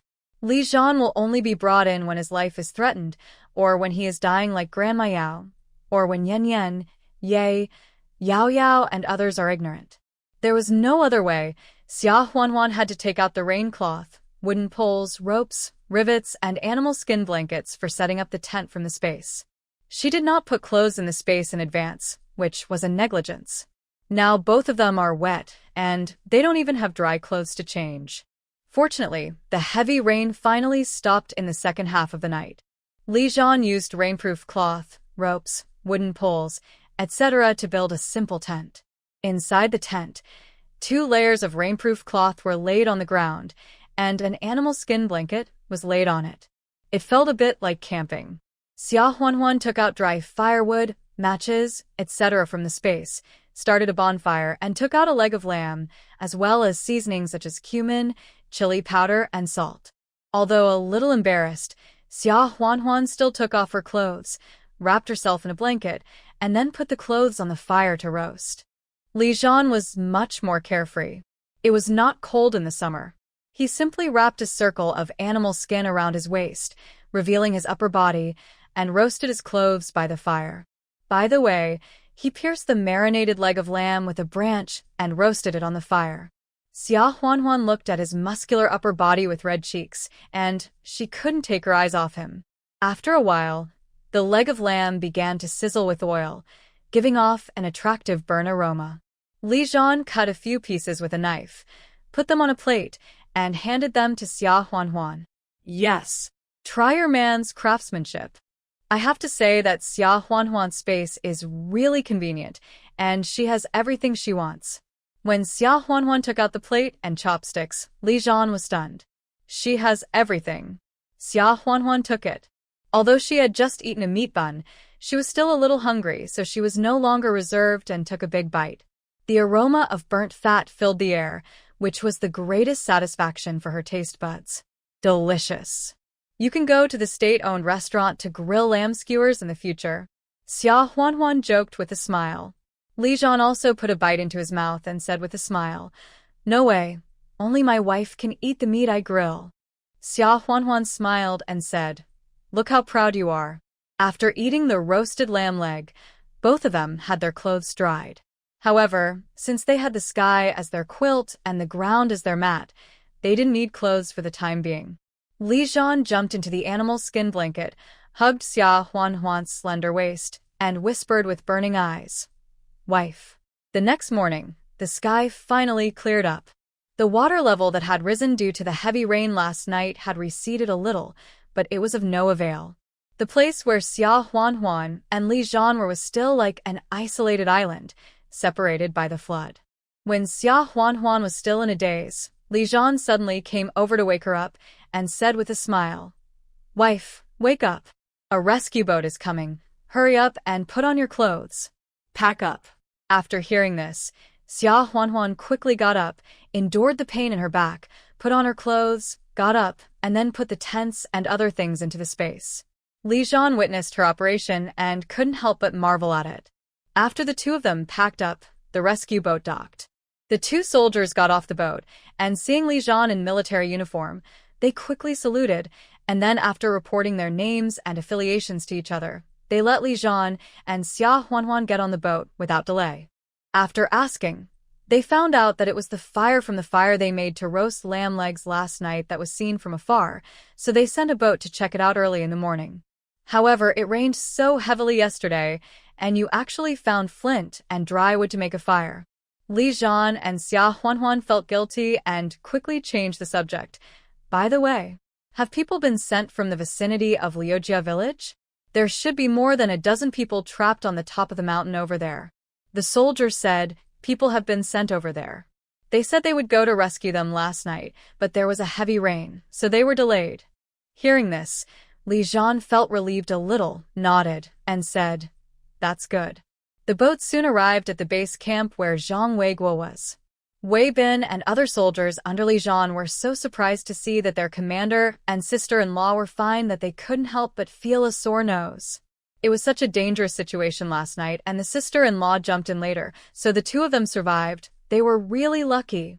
Soon, Jiang Wan received the news and rushed over in a hurry.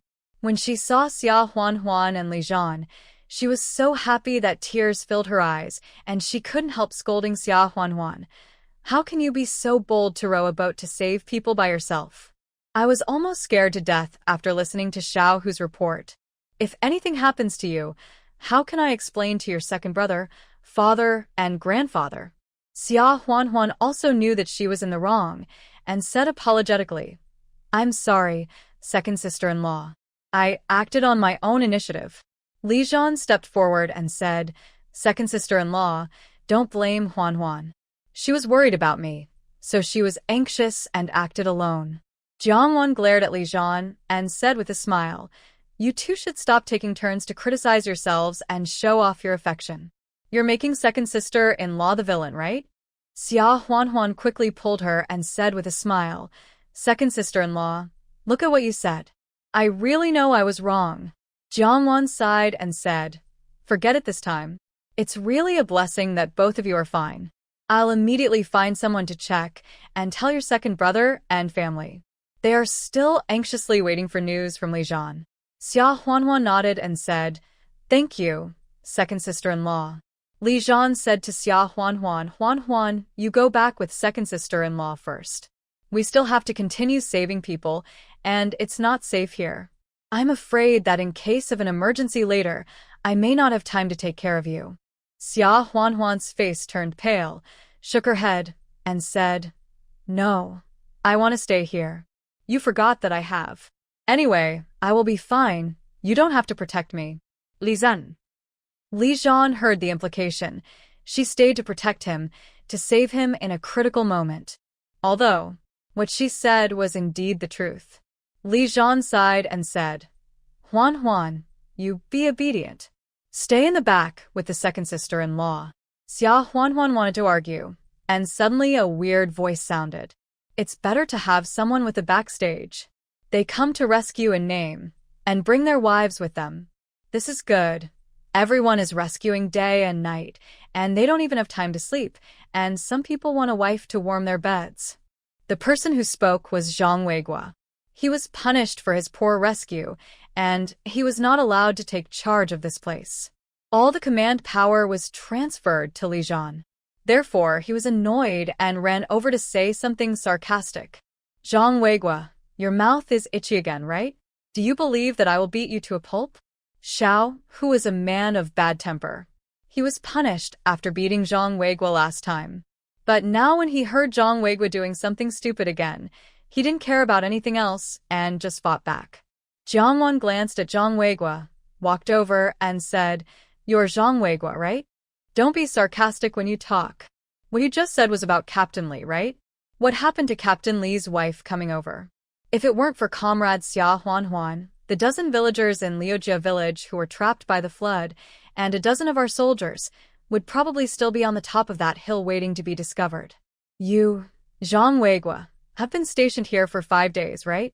Tell me, how many people have you saved? You neglected your duties, and you still dare to slander others here?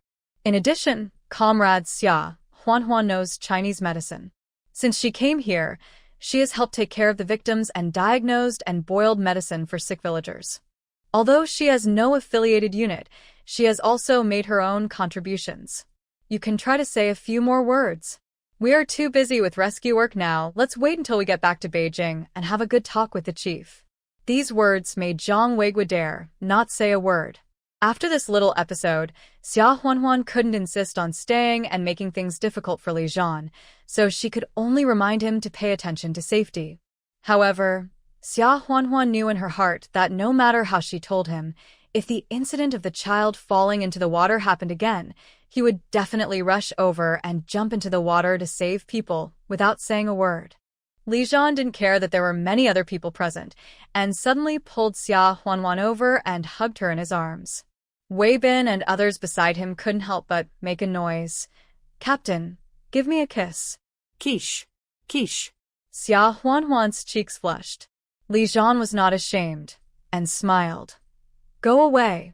Why are you making a noise? Can you watch me kiss my wife? Xia Huanhuan was so angry that she punched him and said in a low voice, Stop talking.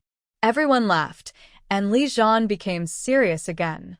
He looked at Xia Huanhuan deeply and said, Don't worry. I will protect myself. Don't do anything alone. Whether you went to the northwest alone last time or rowed a boat alone to save people this time, I would be worried. Xia Huanhuan responded vaguely. Li Zhan didn't say anything else and immediately went to the rescue with others on a boat. Xia Huanhuan went back to the temporary resettlement site for disaster victims with Jiang Wan. Li Zhan was still here, so she naturally didn't want to go back, so she stayed to help. After a few days, the supplies couldn't keep up. Everything else was fine, but food was basically running out. Although the disaster relief had prepared some supplies at this time of year, there was famine everywhere, and the prepared supplies were at most emergency, and it was good enough to last for so many days. The flood had receded in some places, and the surviving villagers returned to their villages. Looking at the houses and crops that had been razed to the ground, they were all in tears. There was nothing to eat, let alone rebuild their homes. What could be done? I can only take a walking stick and a broken bowl to beg for food elsewhere. I can only survive this summer and wait until the autumn planting time to see if I can get some money back to buy wheat seeds and harvest next year. Maybe I can recover. Xia Huanhuan saw many people leaving the disaster area one after another, bringing their families with them. It's good to be able to escape famine with your family. Many people's homes were washed away by the flood, and they became lonely. In short, I feel very upset.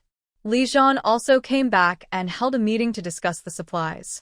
Someone whispered, If it doesn't work, let's call on everyone to donate some money and buy some on the black market. Someone said, "Will that work? If we are discovered?" The person who proposed it sighed and said, "What can we do? We can't just watch so many villagers starve to death. The flood may only last for a few hours or days, but the most difficult time will come after that." Li Zhan pondered for a moment and said, "I'll think about this matter again.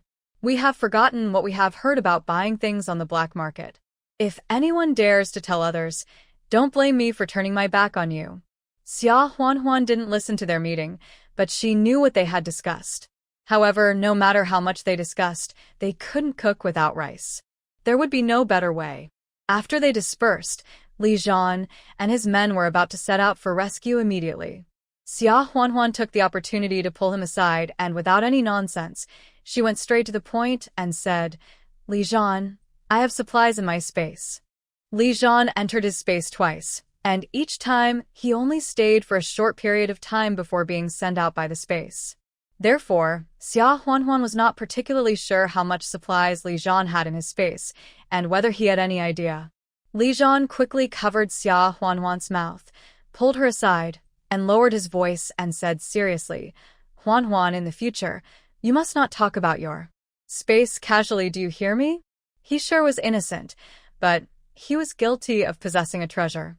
Nowadays, a flood can kill tens of thousands of people and make hundreds of thousands of people homeless, forcing them to flee and beg for food to survive. Even if there were no floods, how many people in the country can have enough food now? Most people can only eat half full for a meal, and they would rather split a penny into two to spend. If Xia Huanhuan had a portable space with hundreds of acres of fertile land and herds of cattle and sheep, and some vicious person knew about it, then the consequences would be disastrous. Xia Huanhuan couldn't speak because he covered her mouth, so she could only nod desperately. Of course, she knew that this secret could not be told even if she was beaten to death. She was not telling anyone else but Li Zhan. Seeing this, Li Zhan let go of her mouth. Xia Huanhuan took 2 breaths before saying, "Of course I know I can't tell you. Otherwise, I wouldn't have kept it a secret from you for so long. I didn't say it loudly just now, and you looked so nervous." Li Zhan sighed and said, "I know what you mean. I feel bad looking at these folks who have lost their homes, and I want to help them. But If you rashly take out the things in your space, if someone suspects you, no one knows what the consequences will be, so let me think about it and make a long-term plan." Xia Huanhuan whispered, "What I mean is, of course, I don't mean to just take out the supplies in the space and share them with everyone. I must go through the black market or other channels once, or even twice. I think I can ask Luo Cheng for a favor. He should." agree.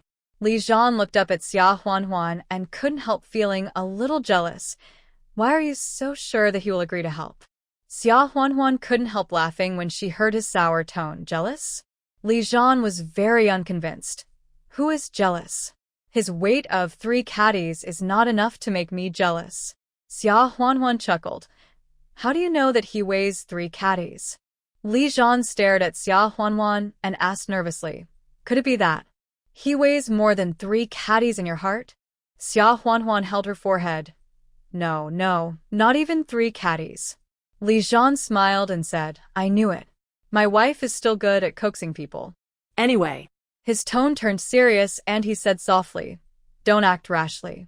Wait until I come back in 2 days, and then we will discuss and see how to do it." Xia Huanhuan nodded and said, "Okay." "I listened to you." After Li Zhan left, Xia Huanhuan still followed Jiang Wan to help step by step, without revealing anything. The amount of supplies in her space does not need to be counted. Anyway, it will definitely not be used up. The problem is how much to take out, how many times to pass it on, and how to deliver it to the victims. It is not appropriate to just ask Luo Cheng to be the person who passes it on. Firstly, the route is too simple, and it is easy for people to investigate it thoroughly. Secondly, if someone really investigates it, Luo Cheng alone will take too much risk. Once caught, he will die. But that being said, she has been keeping a low profile in the past few years since she came here. In addition to selling some supplies on a small scale in the county, she has only come into contact with a big boss in Luo Cheng. Now she has to cram at the last minute, and there is no one to rely on. After thinking about it, she still has to rely on Luo Cheng. He has been in this circle for a long time and has traveled all over the country. His base camp should be in Beijing and Shanghai. In other places, he probably relies on local friends he knows in various places, otherwise he may not be able to get through smoothly. Xia Huanhuan has no way to contact this network of relationships, but Luo Cheng is definitely a crucial hub in this network of relationships. In addition to Luo Cheng, Xia Huanhuan also thought of someone. That is Yan Haotian. At the beginning, when she sold things on the black market, her first big customer was Yan Haotian, and he spent money like water. Of course, she tried to avoid doing business with Yan Haotian later. Later, Yan Haotian became her brother, and Yan Haotian was very secretive about her selling supplies on the black market. He never asked her once, nor did he mention it to her, Xia Shuangshan, or Lin Yuru. After recognizing her as a relative, Xia Huanhuan learned that Yan Haotian was buying things on the black market in town at that time, and he came to investigate the matter of his biological parents. He happened to be the quartermaster of the army. At that time, it was a semi-punitive sinecure for Yan Haotian, so he went to the black market to buy some things, which was considered to be fulfilling his duty. After Yan Haotian fell to the south, he was no longer a quartermaster. But Xia Huanhuan felt that Yan Haotian should still have some acquaintances or connections in this regard. If the quartermaster department of the army could come forward, it would be much more appropriate than their sneaky behavior. If someone really investigated, at least the resistance would be much greater. However, she was actually a little hesitant about whether she should involve Yan Haotian. After all, this matter involves too much. If something really goes wrong, it will not be so easy to get away with the inflow and outflow of tens of thousands or even hundreds of thousands of kilograms of grain and other materials. Even before, when she didn't know that she was picked up by Xia Shuangshan and Lin Yuru, and Yan Haotian was still her real brother, she hesitated whether to ask Yan Haotian for help. What's more, now, she and Yan Haotian have no blood relationship at all, so what position can she take to ask him for help? However, Xia Huanhuan's concerns were dispelled on the third day. Troops were also sent from the south to support the disaster area, and Yan Haotian was one of them. When he saw Xia Huanhuan was there, Yan Haotian was stunned for a moment, staring at Xia Huanhuan, who was distributing supplies to the victims who were queuing for dry food for a long time from a distance, and he didn't dare to recognize her. Another comrade nudged him with his elbow and joked, "What? Do you like the girl because she's pretty? Do you want to date her?" Yan Haotian quickly said, "Don't talk nonsense. I just saw that she looks like my sister, so I looked at her a few more times. But it's unlikely. My sister should be at home now." As soon as the voice fell, Xia Huanhuan looked up, and when she saw Yan Haotian, she was also stunned.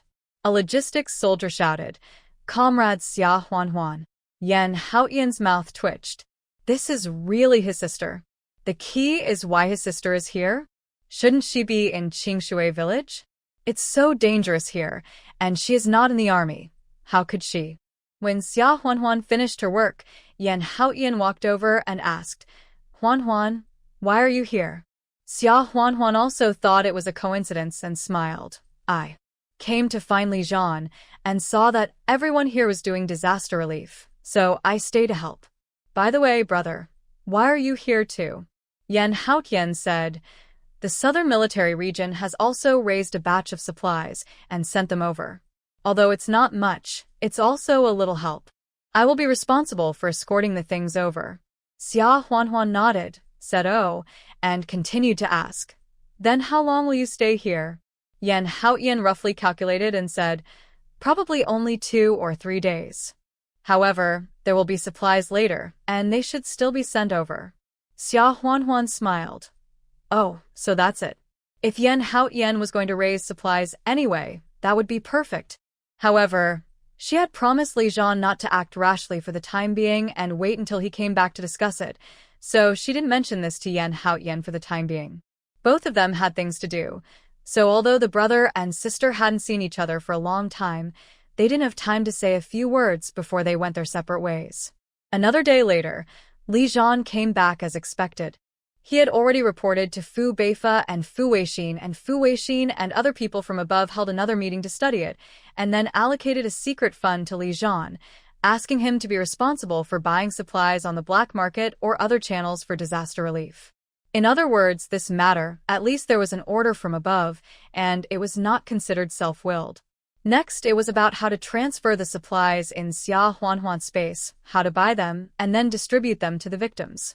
Xia Huanhuan told Li Zhan about her plan to ask Luo Qing to use his network of relationships, and that Yan Haoyan could also help. Li Zhan nodded and said, "I'll talk to Brother Fu San and ask him to contact Luo Qing to come here first. And Brother Yan Haoyan, let's call him over when the time comes to discuss what to do." Speaking of Yan Haoyan, Li Zhan remembered belatedly that although Yan Haoyan was Huanhuan's elder brother in name, in fact, he and Huanhuan were not related by blood. How come so many men suddenly appeared around his wife in the blink of an eye? Li Zhan sighed a little depressed. Seeing him sigh, Xia Huanhuan couldn't help asking, "What's wrong? Are you still worried about the victims?" Li Zhan looked at her and said with a somewhat aggrieved tone, "No, I'm worried about you." "Worried about me? What are you worried about me?" Li Zhan looked at her with burning eyes and asked, "Huanhuan, you won't dislike me and don't want me in the future, right?" Xia Huanhuan was stunned for a moment, then smiled and said, "Are you jealous again? Didn't I say it? Luo Qing is just a business partner, and there will never be more than this in the future." Li Zhan sighed and said, "It's not Luo Qing." Xia Huanhuan was stunned. "It's not Luo Qing? Then, who are you jealous of?" Li Zhan felt guilty and smiled. "Yan Haoyan, doesn't he have no blood relationship with you?" Xia Huanhuan. Li Zhan said quickly with a strong desire to survive, "But I believe in you, my wife. You must just treat him as your own brother." Xia Huanhuan rolled her eyes at him and smiled. "That's more like it." 2 days later, Luo Qing arrived here as expected, and Yan Haoyan also raised some supplies and sent them over, so they were reunited. Although the three men didn't like each other, they were of one mind when it came to disaster relief, and they trusted each other's character, so they temporarily put aside their prejudices and worked together. In the end, it was decided that Luo Qing would contact people from all over the country, especially those who had market businesses near the disaster area, to get more people, and it would be best if they were dispersed. Then Luo Qing would provide these people with supplies at a low price. Yan Haoyan would be responsible for buying all the supplies back from these people. Then they are transported to the disaster relief. The money for purchasing supplies is managed and controlled by Li Zhan. Another thing is that this matter must not be carried out openly. In recent years, the situation in the army is actually slightly more peaceful and stable than other fields. But if the private purchase of food and other supplies on the black market that are subject to unified purchase and sale is discovered, even though it is for disaster relief, it is very likely to cause a butterfly effect. Therefore, although the higher-ups agree to let them do this, they must not make it public. Moreover, in order to minimize the impact, once something goes wrong, the culprit who will bear the responsibility. It can only be a fierce battle. After everyone had discussed it, they dispersed. Luo Qing's source of supplies was naturally Xia Huanhuan's side. However, Xia Huanhuan did not attend their meeting.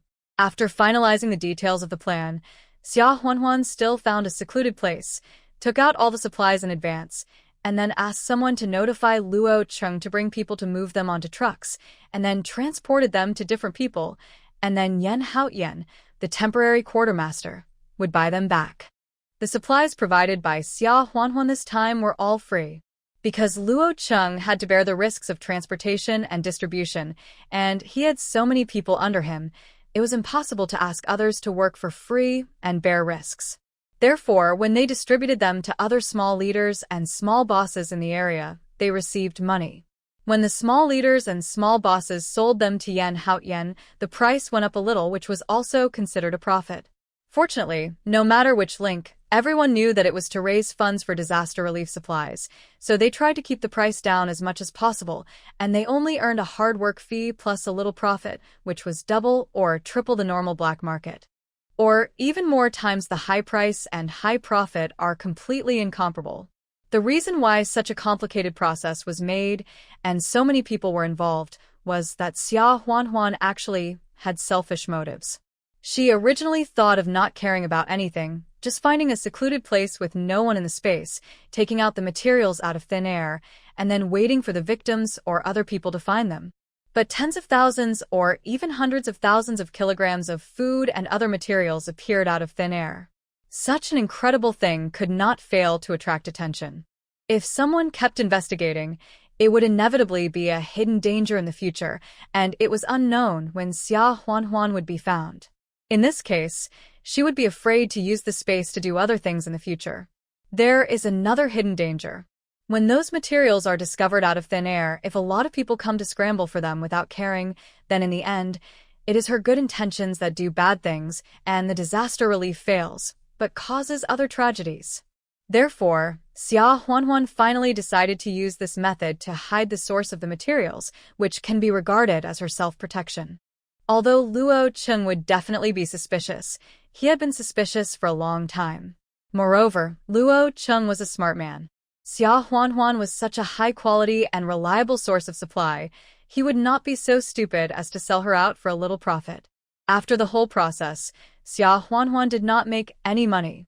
Luo Cheng and other black market bosses only made a small profit. Moreover, it was the army that asked them to buy supplies, which was actually a semi-legal transaction, and their risks were greatly reduced. But Li Zhan and Yan Haotian became the ones who took the risk in the end. Xia Huanhuan was a little hesitant at first because of this, but Li Zhan smiled and said that since he and Yan Haotian were soldiers, they should bear such responsibilities and risks. Things went smoothly, and everyone used reliable and trustworthy people, so soon, batches of supplies were delivered to the victims. Xia Huanhuan looked at the victims who received the relief supplies and couldn't help wiping away tears with sadness, and felt relieved. In the end, she used up 30,000 kilograms of rice, 30,000 kilograms of flour, 30,000 kilograms of millet, 100,000 kilograms of cornmeal, 100,000 kilograms of sweet potatoes, 30,000 eggs, 1,000 large live pigs, 1,000 sheep, and 5,000 live chickens, ducks, and geese. Xia Huanhuan did not take out vegetables and the like. After all, vegetables rot too quickly in summer, and the most important thing is to fill your stomach, so it is already very good to ensure basic food and meat. Xia Huanhuan couldn't help but sigh that after taking out these things, her space was so empty for the first time. However, although so many supplies would not go bad if they were stored in the space, being able to use them to save so many people was also a good use of them. More than half a month passed in a flash, and the flood gradually receded. The victims also returned to their villages and began to rebuild their homes. Li Zhan and his team began to repair the dams and roads destroyed by the flood. It will take a while to get busy. Xia Huanhuan went back first. She hadn't seen the kids at home for nearly half a month. Xia Huanhuan still missed them a lot, and she didn't know if they missed her. The kids all lived in the Fu family in Jing City. After returning with the military truck back to Jing City, Xia Huanhuan went straight to the Fu family. Xia Wen, Xiaowu, Beibei, Yan Yan, Ye, and Yao Yao were stunned for a moment when they saw their mother, who they hadn't seen for a long time, suddenly appear at the door. Then, the triplets suddenly rushed over and cried loudly, "Woo woo woo. Mom, Mom." Xia Wen, Xiaowu, and Beibei were not much better, and they couldn't help crying. Xiaowu was the most exaggerated, crying so much that even the triplets forgot to cry when they looked at him. Yao Yao ran over like a little warm boy, opened his little arms and hugged Xiaowu, and said in a baby voice, "Second brother, be good. Don't cry." Xia Huanhuan's mouth twitched. Sure enough, was it magic that defeated magic? Xiaowu is quite talented. Fu Weixin and Grandpa Fu came out. Both smiled helplessly and said, "Look at you crying like ghosts and wolves, as if you were abused at your grandparents' house." Xia Huanhuan looked at the two of them, smiled and greeted them, "Grandpa, Dad." Fu Weixin saw that Xia Huanhuan had lost a lot of weight after not seeing her for more than half a month, and he couldn't help feeling distressed. He nodded and replied, "Hey, you've lost a lot of weight. I'll go to Aunt Chen's market to buy a chicken and stew some chicken soup for you." Aunt Chen was invited by Fu Jiasen to help. When she heard what Fu Weixin said, she smiled and said, "I'll go now. The chicken soup should be boiled earlier to nourish you." Then she went out with the net bag. Xia Huanhuan smiled and said, "Dad, I'm considered lucky.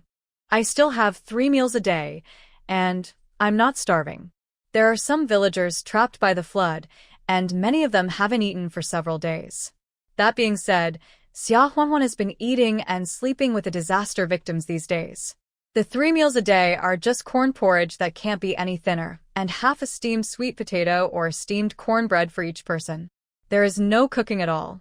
If you don't eat salt, you won't have the strength, so at most you put some salt in the porridge to take in some salt. It would be strange if you don't lose weight if you eat like this. Xia Huanhuan at least has space, and occasionally, she can secretly take out a meat bun or chocolate from the space to fill it up. Even so, she has indeed lost weight. After hearing what Fu Weixin said, she was really greedy for the delicious chicken soup and the soft chicken wings and chicken legs. Fu Weixin sighed and said, "Is Li Zhan still busy? He really made a great contribution this time. He also suffered a lot. If it weren't for him, the proposal to buy disaster relief supplies on the black market would probably not have been made." However, Fu Weixin did not mention this matter in front of Xia Huanhuan. After all, this matter is a violation of policy, and the fewer people who know about it, the better. Fu Weixin never dreamed that so many supplies were actually taken out by his daughter. If Fu Weixin didn't mention it, Xia Huanhuan naturally wouldn't mention it either.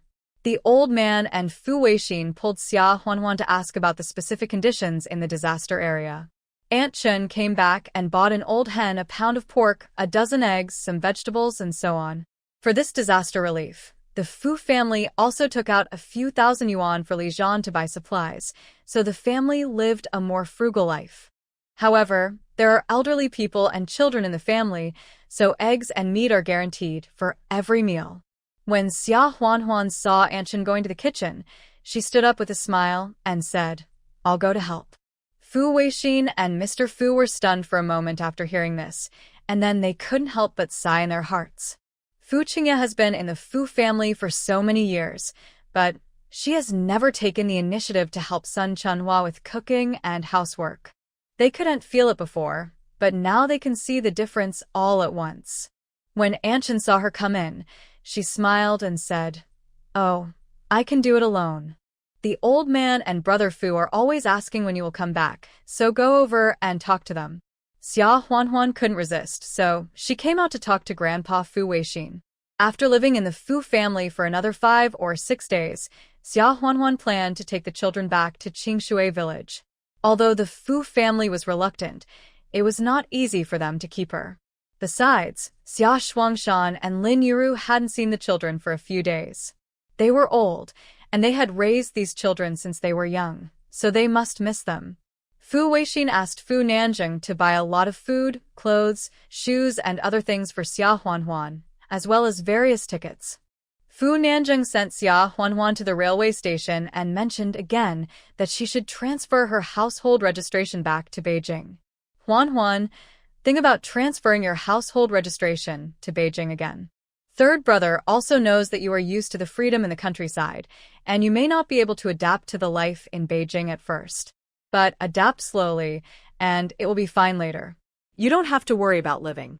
Although our courtyard house is in such a bad condition that we cannot live in it now, my third brother has recently asked someone to ask if there is a suitable house. It just so happens that there is a 3-story house near Shikahai, which is close to our home and quite spacious. I have already asked around, and it seems to be vacant, but I don't know if they're willing to rent it out.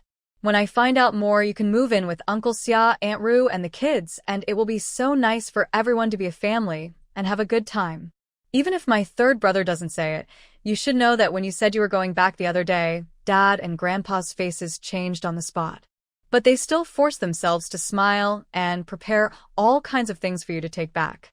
When you leave, the house will be deserted without the little kids quarreling and crying. I'm afraid it will be so quiet that people will not be used to it. Besides, Dad and Grandpa are old. Dad is fine, but Grandpa can still enjoy the family happiness this year. The old man didn't say anything, but these days, he has been smiling when he saw the triplets. I have never seen this old man so happy since I was a child. Besides, Li Zhan is affiliated with the military district in Beijing. Although he is on missions all over the world, he returns to Beijing most of the time after the missions. It will be convenient for you to see Li Zhan after you move here, don't you think? Third brother said these words, but I don't have to force you. It's just, you think about it again? Fu Nanjing appealed to his emotions and reasoned with him. After listening to what he said about the courtyard house in Shikahai, Xia Huanhuan asked, "Where is the courtyard house near Shikahai you mentioned?" When Fu Nanjing heard that his sister seemed to be a little relaxed, he smiled and said, "It's near Hohai Park, next to a royal palace. You will definitely like it." Xia Huanhuan almost couldn't hold her breath. The flood washed away the Dragon King temple, and family members didn't recognize each other anymore. The courtyard house that Fu Nanjing mentioned, wasn't it the first courtyard house she bought in Beijing? Xia Huanhuan was really persuaded this time. She would come to Beijing sooner or later. Apart from anything else, in 2 years, when the college entrance examination was resumed, she would definitely take the college entrance examination in the first year. After passing the examination, she would definitely come to college. So it was just a matter of 2 years earlier or later. It would be better to come here and settle down earlier, so as to avoid passing the college and then coming here again, having to move again, and the kids would have to adapt to it, which would cause chaos. However, she couldn't say anything too final at once, so she nodded and said with a smile, "Third brother, I'll think about it seriously again." Fu Nanjing listened and smiled. "That's fine. Just don't lie to third brother. The family is waiting for the good news that you agree." As they were talking, they had already arrived at the train station. Fu Nanjing saw the state-owned store next to him and went in to buy some dough figurines for the kids. Later, he bought platform tickets, went into the station, and sent them safely on the train. He waited until the train started before heading home. When the train arrived at the county town, Xia Huanhuan made a decision in her heart. She decided to move to Jingshi according to Fu Nanjing's wishes. However, she didn't plan to let Fu Nanjing help her rent a house at that time. Private rental of houses was prohibited, so she told others that they were all distant relatives from the countryside who were borrowing to live in. Xia Huanhuan had already bought 2 courtyard houses in Jingshi. After buying them, they were both empty. How could she borrow someone else's house? Xia Shuangshan still drove the ox cart to pick up Xia Huanhuan, and the wolf cubs followed. After not seeing each other for more than half a month, the wolf cub had become much stronger. When he saw Xia Huanhuan and the cubs, he was so excited that he shouted happily and wagged his tail while circling around them, making the triplets giggle. On the way, Xia Huanhuan told him that she wanted to move to Jingshi. Xia Shuangshan listened, was silent for a while, and then said, "Dad also thinks that you should move back. You were supposed to live in the city. It would be better for you to go back if you can. You don't have to worry about our home in the village. Your mom and I will help take care of it. You, Li Zhan, and the little ones can come back whenever you want to visit." When Xia Huanhuan heard this, she knew that Xia Shuangshan had misunderstood, so she smiled and said, "Dad, what are you talking about? There are nothing valuable at home in the village. What are you and my mom looking at here? You will definitely have to move into the city with us." Although Xiaowen, Xiaowu, and Beibei have grown up and can take care of their younger brothers, they still have to go to school. I may have to go to work in the future. Yan Yan, Ye, and Yao Yao are so young, and they are the most naughty. There is no one to help them at home. What should we do? Xia Shuangshan heard this and said, "Then let your mom go with them. I won't go over. The land of this commune needs to be cultivated, and public grain has to be paid. If you ask me to go to the city, I will have nothing to do all day long, and I will be bored." Xia Huanhuan also knew that this matter could not be settled all at once, so she said, "Dad, I have this idea now. I will discuss it with Li Zhan when he comes back. Don't rush to say whether you will go or not. Let's talk about it later. Let's put this matter aside for the time being." This summer, it rained too much in Qingshui village, causing some waterlogging. When it came time to harvest in autumn, the corn and other crops did not produce a good harvest. Fortunately, the weather was just right when it came time to plant winter wheat, so the winter wheat was successfully planted, and there was no need to worry about starving next year. As for this winter, fortunately, the spring and summer world of the commune prepared for a rainy day and bought some food from the black market to store, so there was no need to worry about starving. But no one dared to hope for a bumper year like last year. However, because the villagers dug up ginseng planted in the mountains last time, sold it on the black market, and then bought back food, some people in the village started secretly doing this kind of trading since the summer. The leader was Li Jie. Wu Feng, the youngest son of Aunt Wu, also got involved, and he was a backbone. In addition, there were several clever and courageous young men in the village, about 7 or 8 people in total. However, unlike Xia Huanhuan, they had no source of supplies. What they sold were prey such as wild boars and roe deer hunted in the mountains, as well as some medicinal herbs. Now, under the guidance of Yang Qiushi, the village secretly planted many other varieties of medicinal herbs in addition to ginseng. Ginseng is valuable only when it grows for a long time. The price of 6-year-old ginseng is more than 10 times higher than that of 1- or 2-year-old ginseng. For example, the few trees that were dug up and sold this spring are actually only more than 1 year old and less than 2 years old. If there is no other way, they cannot be dug up and sold. Therefore, the other medicinal herbs planted are all short-lived. After they mature and are harvested, Yang Qiushi also instructs how to prepare them and sell them on the black market, which is also quite popular. Xia Huanhuan noticed it soon after returning to the village. She secretly asked Zhou Qiuhe. Zhou Qiuhe did not hide it and told Xia Huanhuan, and also warned, "Huanhuan, you must not tell anyone about this. Your third brother. He also wants to make more money so that my life and the children can live better." Xia Huanhuan said with a smile. "Third sister-in-law, look at what you said. How can I not know the seriousness of the matter and go out and say nonsense?" After knowing this, Xia Huanhuan released more wild boars, rabbits, pheasants, and the like on the mountain so that they could hunt more prey to sell.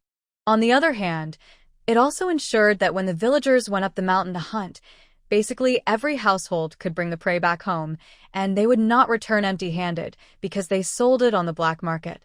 Otherwise, if someone noticed it and held a grudge, Li Jie and Wu Feng would be in trouble. In a blink of an eye, a month passed, and it was September. During this month, Li Zhan had been directing disaster relief and post-disaster reconstruction in the flood-stricken area. Xia Huanhuan also took out some supplies and asked Luo Qing to send them to the disaster area using the same method as last time. By September, the disaster relief mission came to an end. Li Zhan and the others were about to come back. Xia Huanhuan received the telegram, and her heart was filled with sweetness. Speaking of which, since they got married, it seems that they have been apart more than together. After moving to Beijing, maybe they will see each other more often. However, this is a story for later. In September, the chestnuts on the mountain were almost ripe, so Xia Huanhuan carried a bamboo basket to pick chestnuts and picked some mushrooms, mountain peaches, etc. After picking the chestnuts, she first made sugar-fried chestnuts for the children at home to taste first.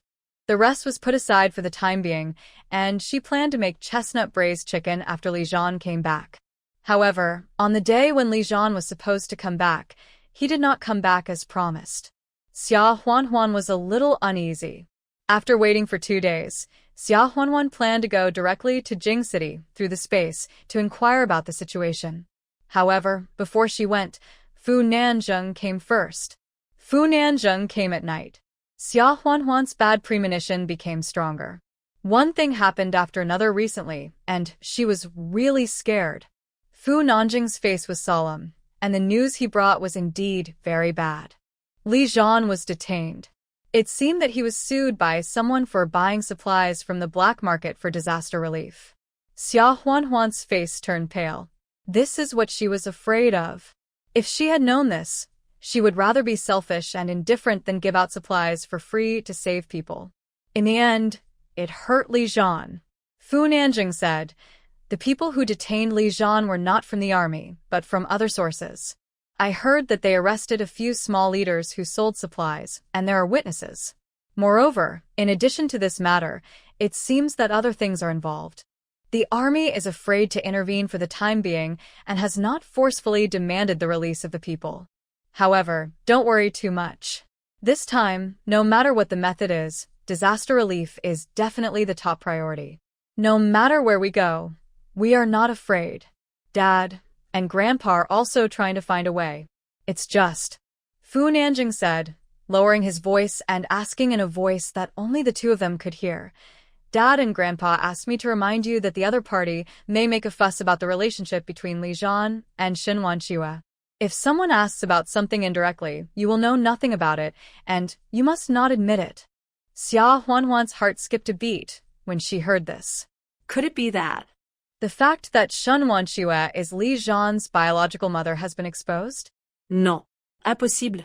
At that time, Lu Lan stole the jade pendant left by Li Zhan's parents at the Li family, and Li Chong secretly took it away and sold it. Xia Huanhuan tried to get Li Zhaodi back and made a big fuss in Qingshui village. Therefore, the fact that Li Zhan is not Lu Lan's biological son is no secret in Qingshui village. But the fact that Shen Wanqiue is Li Zhan's biological mother is unknown to everyone except the parties involved. Even Yang Qiushi, Lin Yuru, and Xia Shuangshan don't know about it. However, listening to Fu Nanjing's tone, it seems that he knows. Xia Huanhuan asked softly, "Third brother, the relationship between Li Zhan and Aunt Shenyu. Know everything?" Fu Nanjing nodded and said, "Well, Li Zhan has discussed with me before. He wants to transfer Uncle Rong from the northwest back to the vicinity of Beijing City, and it would be best if he goes to Qingshui village so that he can be with Aunt Shen and take care of each other." However, before it was done, Aunt Shen seemed to have applied to go to the northwest on her own. Xia Huanhuan couldn't help but sigh after hearing this and said, "When Mom was in Qingshui village, we did have contact, but it was always secret and not excessive. It was just a little bit of taking care of her life. Could anyone use this to make a fuss?" Fu Nanjing nodded and said, "Now I heard vaguely that those who detained Li Zhan seem to have mentioned this matter. I guess they want to make efforts in this direction. But it is indeed strange. There are so many people released, but they know Shen Wanqiue's affairs accurately." Xia Huanhuan's heart moved. It was indeed too accurate. It seemed that they were going for Li Zhan. When Shen Wanqiue was in Qingshui village, not many people had contact with her family, and even fewer could stir up the current storm. Xia Huanhuan had a candidate in mind. "Third brother, is Luo Qing okay? Are those arrested black market people tight-lipped? Will they give Luo Qing up?" After listening to this, Fu Nanjing glanced at Xia Huanhuan, wanting to say something but stopping himself. In the end, he couldn't help but said, "Huanhuan, why do you care so much about Luo Qing? You can't really care about that kid." Xia Huanhuan was speechless. "Third brother, what are you thinking about? I'm afraid that if those people in the black market give Luo Qing away, then your relationship with him will be implicated. This line will also involve the Fu family, and things will be difficult to handle." Fu Nanjing said belatedly, "Oh. So you're worried about this?" Don't worry, I secretly asked Luo Qing, and those people are not people Luo Qing has dealt with directly. Anyway, even if they pointed it out, it would not be so easy to move Luo Qing with the foundation of the Luo family. Not to mention our family. They probably just think that Li Zhan is a soft persimmon, easy to pinch." Li Zhan, who was as easy to pinch as a soft persimmon, was sitting leisurely on the chair at this moment. Leniency to those who confess and severity to those who resist. You know what your problem is. Don't think that we can't find out anything if you don't say a word." Li Zhan's eyes were like lightning, and he smiled faintly. "Then you go and find out." "You." The other party was so angry that he vomited blood. It had been 2 days of surprise interrogation. Their interrogators had changed several times, using a rotation and various methods to ask indirect questions. As a result, Li Zhan showed no signs of mental breakdown. Except for his untidy beard, he looked tired. Moreover, he was simply unyielding and didn't get anything out of him. The person interrogating him was so angry that he went out to calm down. After a while, another person came in. Li Zhan took a look and felt vaguely that he had seen him somewhere. The man sneered twice and said, "Li Zhan, your wife is called Xia Huanhuan, right? You know that your wife stole a boat from the army in the disaster area before, right?" Li Zhan's eyes turned cold, and after taking a closer look, he recognized who this person was. If it wasn't Zhang Weigua, then who else could it be? Zhang Weigua felt somewhat guilty after being stared at by Li Zhan. He coughed twice and said in a stern voice, "I tell you, Li Zhan, if you don't explain your problem well, don't blame us for arresting your wife." The fact that she stole military ships alone is enough for her to be sentenced to labor reform. Think about it yourself. Do you want to suffer yourself, or do you want to let your wife, a woman, suffer? Hey. What are you doing? Put the chair down. You are. My God. Help. Help. Li Zhan is hitting people. When the others came in, Zhang Weigua had been beaten black and blue, howling like a ghost, and couldn't even speak clearly. He hit people. The leader saw Zhang Weigua's ugly appearance and was so angry that he kicked him again and scolded. "Get out. Look at you, you useless bear." He glared at Li Zhan fiercely. "Li Zhan, do you know what you're doing? You are fighting, attacking state officials. You are too arrogant." Li Zhan glanced at him nonchalantly and sneered. "Then arrest me." "Oh, I forgot. You have already arrested me." The man took a deep breath, told himself not to get angry, then sat down and said, "Li Zhan, don't be arrogant. Do you think that you'll be fine if you get close to the Fu family? Let me ask you, do you know Luo Cheng? Did you get all your supplies from him? Where did he get them from? Is it the Fu family behind the scenes, and you guys secretly set up a black market trading network for reselling supplies and lined your pockets from it? And the matter of Shen Wanxue, I heard that when she was in Qingshui village, your wife was very close to her? Do you want us to arrest them all and interrogate them?" The temperature in Li Zhan's eyes was getting colder and colder, and he looked at the man coldly. The man was also a little scared. After all, Zhang Weigua had just said something about what his wife would wear in prison, and he was beaten into a pig's head. However, it seems that the direction is right, and Li Zhan's weakness is his wife. Li Zhan, you should think about it carefully. As long as you are willing to come forward to testify and say that the Fu family and the Luo family have been secretly colluding for many years, taking advantage of their positions to establish an underground black market trading network, we can let bygones be bygones for your wife's problem. As for you, you should go back and continue to be your head." Li Zhan snapped. The fox's tail was exposed. Was it aimed at the Fu family and the Luo family? Li Zhan said lightly, "I don't know what you're talking about. It is true that we are responsible for buying a lot of disaster relief supplies, but those are the people who are kind-hearted and want to donate them on their own initiative. Our discipline is not to take a single needle or a thread from the masses, so we compensated the people with money according to the unified purchase and sale price. No matter where this matter goes, I will say this. If you don't believe it and think that the Fu family or the Luo family is profiting secretly, you can check it out for yourselves." The man stared at Li Zhan with a dark face. If they could find out, they would not have used Li Zhan, who had no background, as a breakthrough point during the disaster relief. "Humph. So you don't intend to care about your wife's life or death. What are you doing? Li Zhan, what are you doing with that chair again? Is this the place for you to make trouble? Help me." When the man was running away with his head in his hands, a man ran in panic and said, "Director Liu, it's not good. The troops are coming. Come if you want. What else can they do to you?" The man said coldly with the black eye sockets from being beaten, which was considered to have saved some face. He came just in time. He wanted to settle the score for being beaten. No. The person who came to report the news had a sad face. Before he finished speaking, Fu Beifa came in with Bai Zihan, Wei Bin, Lu Xiangdong, and others. They didn't say anything nonsense. Someone immediately went up to restrain Director Liu and their people and took Li Zhan away without saying a word. Xia Huanhuan followed Fu Nanjing to the Fu family in Jingshi. As soon as she entered the door, she saw Li Zhan sitting in the room and was stunned for a moment. Xia Huanhuan turned her head and looked at Fu Nanjing suspiciously. Was Aunt Li Zhan detained? Why is he here? For no reason. Fu Nanjing was also confused. No. What's the situation? Wasn't the situation very serious when I left? It makes him look like a liar who cried wolf. Fu Beifa snorted coldly after hearing this. Those rascals. They've spoiled us. When we were on a mission in the hail of bullets, they were hiding somewhere like cowards. They even detained my people. Fu Weixin scolded. Fu Beifa, just show off. You are already old. Why are you still so impulsive? Don't you know how to think long-term and use some strategies?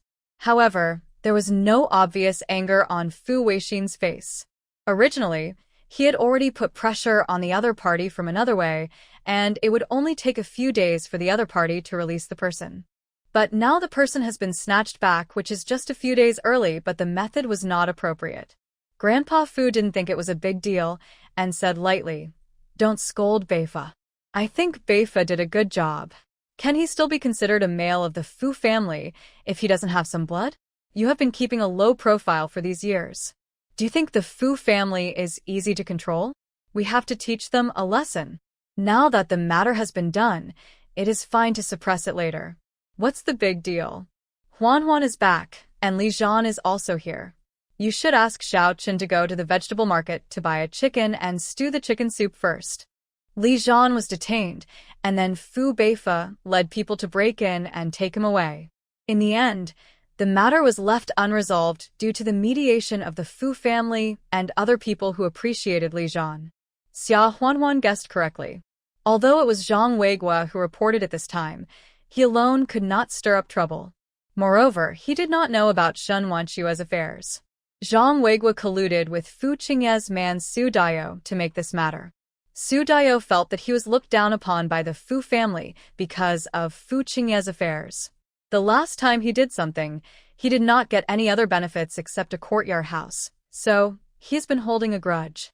Zhang Weiguo was originally one of his friends. After listening to Zhang Weiguo's complaints, the two of them colluded with each other. However, in addition to the two of them, the people who backed them up this time were also powerful and had always been at odds with the Fu family. Therefore, Li Zhan was still affected. Although Li Zhan used money to buy food and supplies for disaster relief on the black market for the sake of the common people and was forced to do so, it was understandable, but he also broke the law knowingly and could be exempted from legal responsibility. But if nothing happened and everyone followed suit in the future, what would happen? In addition, Shen Wanxue and Xia Huan had contacts in Qingshui village, and no one knew who reported Xia Huan's care for Shen Wanxue. Both the Fu family and Li Zhan were afraid that this matter would really happen. After careful investigation, it was found that the relationship between him, Shen Wanxue, and Rong Zhenbang was exposed. In that case, the consequences would be 100 times worse than it is now. Therefore, the Fu family did not argue too hard. In the end, it was a game of bargaining among all parties, and each took a step back to reach a satisfactory result. Therefore, Li Zhan still received a serious punishment. In addition, he was transferred from his current position to garrison on an island.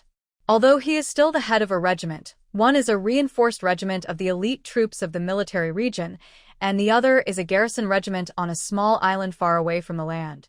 In fact, it is still a demotion. Bai Zihan, Wei Bin, Lu Xiangdong, and others were all very indignant. Why should their head of the regiment, who had saved so many people, not only be punished, but also transferred? Where can we go to reason with this? It was Li Zhan who came out to do ideological work for them. He persuaded them and stopped them from making trouble. Fu Weixin also felt guilty. He had agreed to buy food and supplies on the black market for disaster relief. Now, he let Li Zhan take the blame. He felt so sorry for Li Zhan. Li Zhan smiled and comforted him. "Dad, don't think too much. I am satisfied with the current result of this matter. If it was just about buying food on the black market, I would definitely feel wronged to bear this punishment. But it also involves my biological parents. It is the best result to have this result." Even if there was no rumor that Huan had taken care of Shen Wanxue, Li Zhan himself went to the relevant departments to ask if Rong Zhenbang could be transferred. Therefore, Li Zhan would rather be punished, demoted, or even dismissed than to let the investigation continue. Fu Weixin also knew that what Li Zhan said was not unreasonable and said, "Alas, it's just. You are too wronged." Li Zhan smiled and said, "I don't care. I have been carrying out missions all over the country for these years. This time I am just going to a more remote place and staying there for a few years. It's just that Huan and the kids at home. I will have to trouble you and other people in the family to help take care of them in the future." Fu Weixin sighed and said, "Huan is my daughter. Neither I nor the other people in the Fu family will make it difficult for Huan." Alas. Last time, Nanjing mentioned to Huan that she should move to Beijing with the children. Huan agreed, with great difficulty. "I thought that after she moved here, you would meet more frequently and more easily. I didn't expect this to happen again." However, Fu Weixin said, "Li Zhan, I will definitely transfer you back in 3 to 5 years at most, or 1 or 2 years at least. You just have to be patient in these few years." Li Zhan nodded and smiled. "Thank you, Uncle Fu. I have no complaints. In Beijing, we are defending our country, and on the islands, we are also defending our country. I am just a brick. I can be moved wherever I am needed." Fu Weixin couldn't help laughing. "You are quite open-minded." Li Zhan was scheduled to leave for the island in half a month. Fu Weixin simply gave Li Zhan a half-month vacation and asked him to go back to accompany his wife and kids. After all, once he left for the island, it would be much more difficult to come back to visit his family. It might even be possible that they wouldn't see each other for several years. Li Zhan didn't refuse. The transfer order had been issued, and he would no longer be assigned to complete any tasks here. No matter how dedicated he was to finish the last half-month and stand guard until the last minute, it would be useless to be at the base. It's just a matter of fact. The more important thing is that it will be more difficult to see his wife and the kids at home in the future, so he doesn't want to waste every minute and every second now. The kids are still at home in the countryside, so Li Zhan and Xia Huan took the train home. Not long after they came out of the Fu family, a person jumped out from the corner. Li Zhan and Xia Huan were both startled. When they saw who it was, their faces looked a little ugly. The person was Fu Qingye. Fu Qingye's eyes were red and swollen, as if she had been crying. When she saw Li Zhan, tears welled up in her eyes again. "Brother Li Zhan, I'm sorry. I really didn't know that Su Dao actually used the matter between you and Shen Wanxue to make a fuss and hurt you like this. He suddenly asked me about my life in Qingshui village and I just said it casually and didn't care. Who would know?" Fu Qingye said aggrievedly. But in fact, it was she who took the initiative to tell Su Dao that Shen Wanxue and Xia Huan were dating in private. The last time Li Zhan treated her coldly at the train station, she was furious and wanted to retaliate severely. But now, seeing that Li Zhan was punished, she regretted it again. Xia Huan didn't wait for her to finish, walked up, and with a slap hit Fu Qingye directly in the face. Fu Qingye was stunned, looking at Xia Huan in astonishment, and then said angrily, "Xia Huan, you dare to hit me? Who are you?" Xia Huan didn't waste time talking to her, and with another slap came down. "Hitting you is a light punishment. You ungrateful and harmful person. You dare to come here to show off your presence? Who gave you the face?" Fu Qingye was so angry. She was originally the daughter of the high and mighty Fu family, and Xia Huan was just a countrywoman. Now, Xia Huan has transformed herself into the long-lost daughter of the Fu family who is doted on by the whole family. Although she married the popular Su Dao and became a pillar in the art troupe, she clearly felt that other people in the troupe looked at her with contempt, and no one came to support her. Not to mention the stars surrounding the moon, she even felt a bit like a rat crossing the street. She was already very unbalanced. Now, Xia Huan actually dared to hit her. "Xia Huan. I'll tear your mouth apart," Fu Qingye said and rushed up. However, she obviously underestimated Xia Huan's fighting ability. Xia Huan turned her body to the side and successfully avoided her hand, then raised her hand to grab Fu Qingye's hair and pulled it back fiercely. "It hurts." Xia Huan let go. "Brother Li Zhan, look at her, this shrew." Xia Huan slapped Fu Qingye again, and Fu Qingye's face was already swollen. Li Zhan didn't expect that his wife was so cruel and taciturn. After a moment of hesitation, he hurried forward and pulled Xia Huan away, smiling. Huan Huan, it's not worth it to fight with such a person. It is easy to get along with a gentleman, but it is difficult to guard against a villain. Villains like Fu Qingye and Su Dao may feel good for a while, but they may be retaliated behind their backs. Xia Huanhuan naturally understood this truth. She was just venting her anger because Fu Qingye shamelessly came to her door. Therefore, she let go and warned coldly, Fu Qingye, you'd better keep your tail between your legs. If you dare to come to my house again, you just wait. Fu Qingye thought that Li Zhan pulled Xia Huanhuan away because he couldn't bear to see her being bullied, so she called out pitifully, Brother Li Zhan. As a result, Li Zhan treated her like air and ignored her, and just walked away with his wife. Fu Qingye's heart sank, and she couldn't help but chase her a few more steps, shouting in despair, Brother Li Zhan. You really ignore me? Li Zhan. But Li Zhan didn't even look back. Fu Qingye was completely desperate and collapsed to the ground heartbroken, crying. Quite a lot of people saw their commotion on the road, and some people with good intentions ran to Su Dao and reported Fu Qingye, saying that she was pulling other men in the street. Su Dao was already furious because Fu Qingye's words about Shen Wenxue didn't work, and he didn't get any advantage after all the operations. Now he heard that Fu Qingye, this witch, was actually pulling other men in the street, which made him even more angry. He was so angry that he died. When Fu Qingye came back, he beat Fu Qingye severely with a belt, making Fu Qingye cry and scream. Originally, if Fu Qingye had not broken with the Fu family, the three brothers of the Fu family were all of status, ability, and position,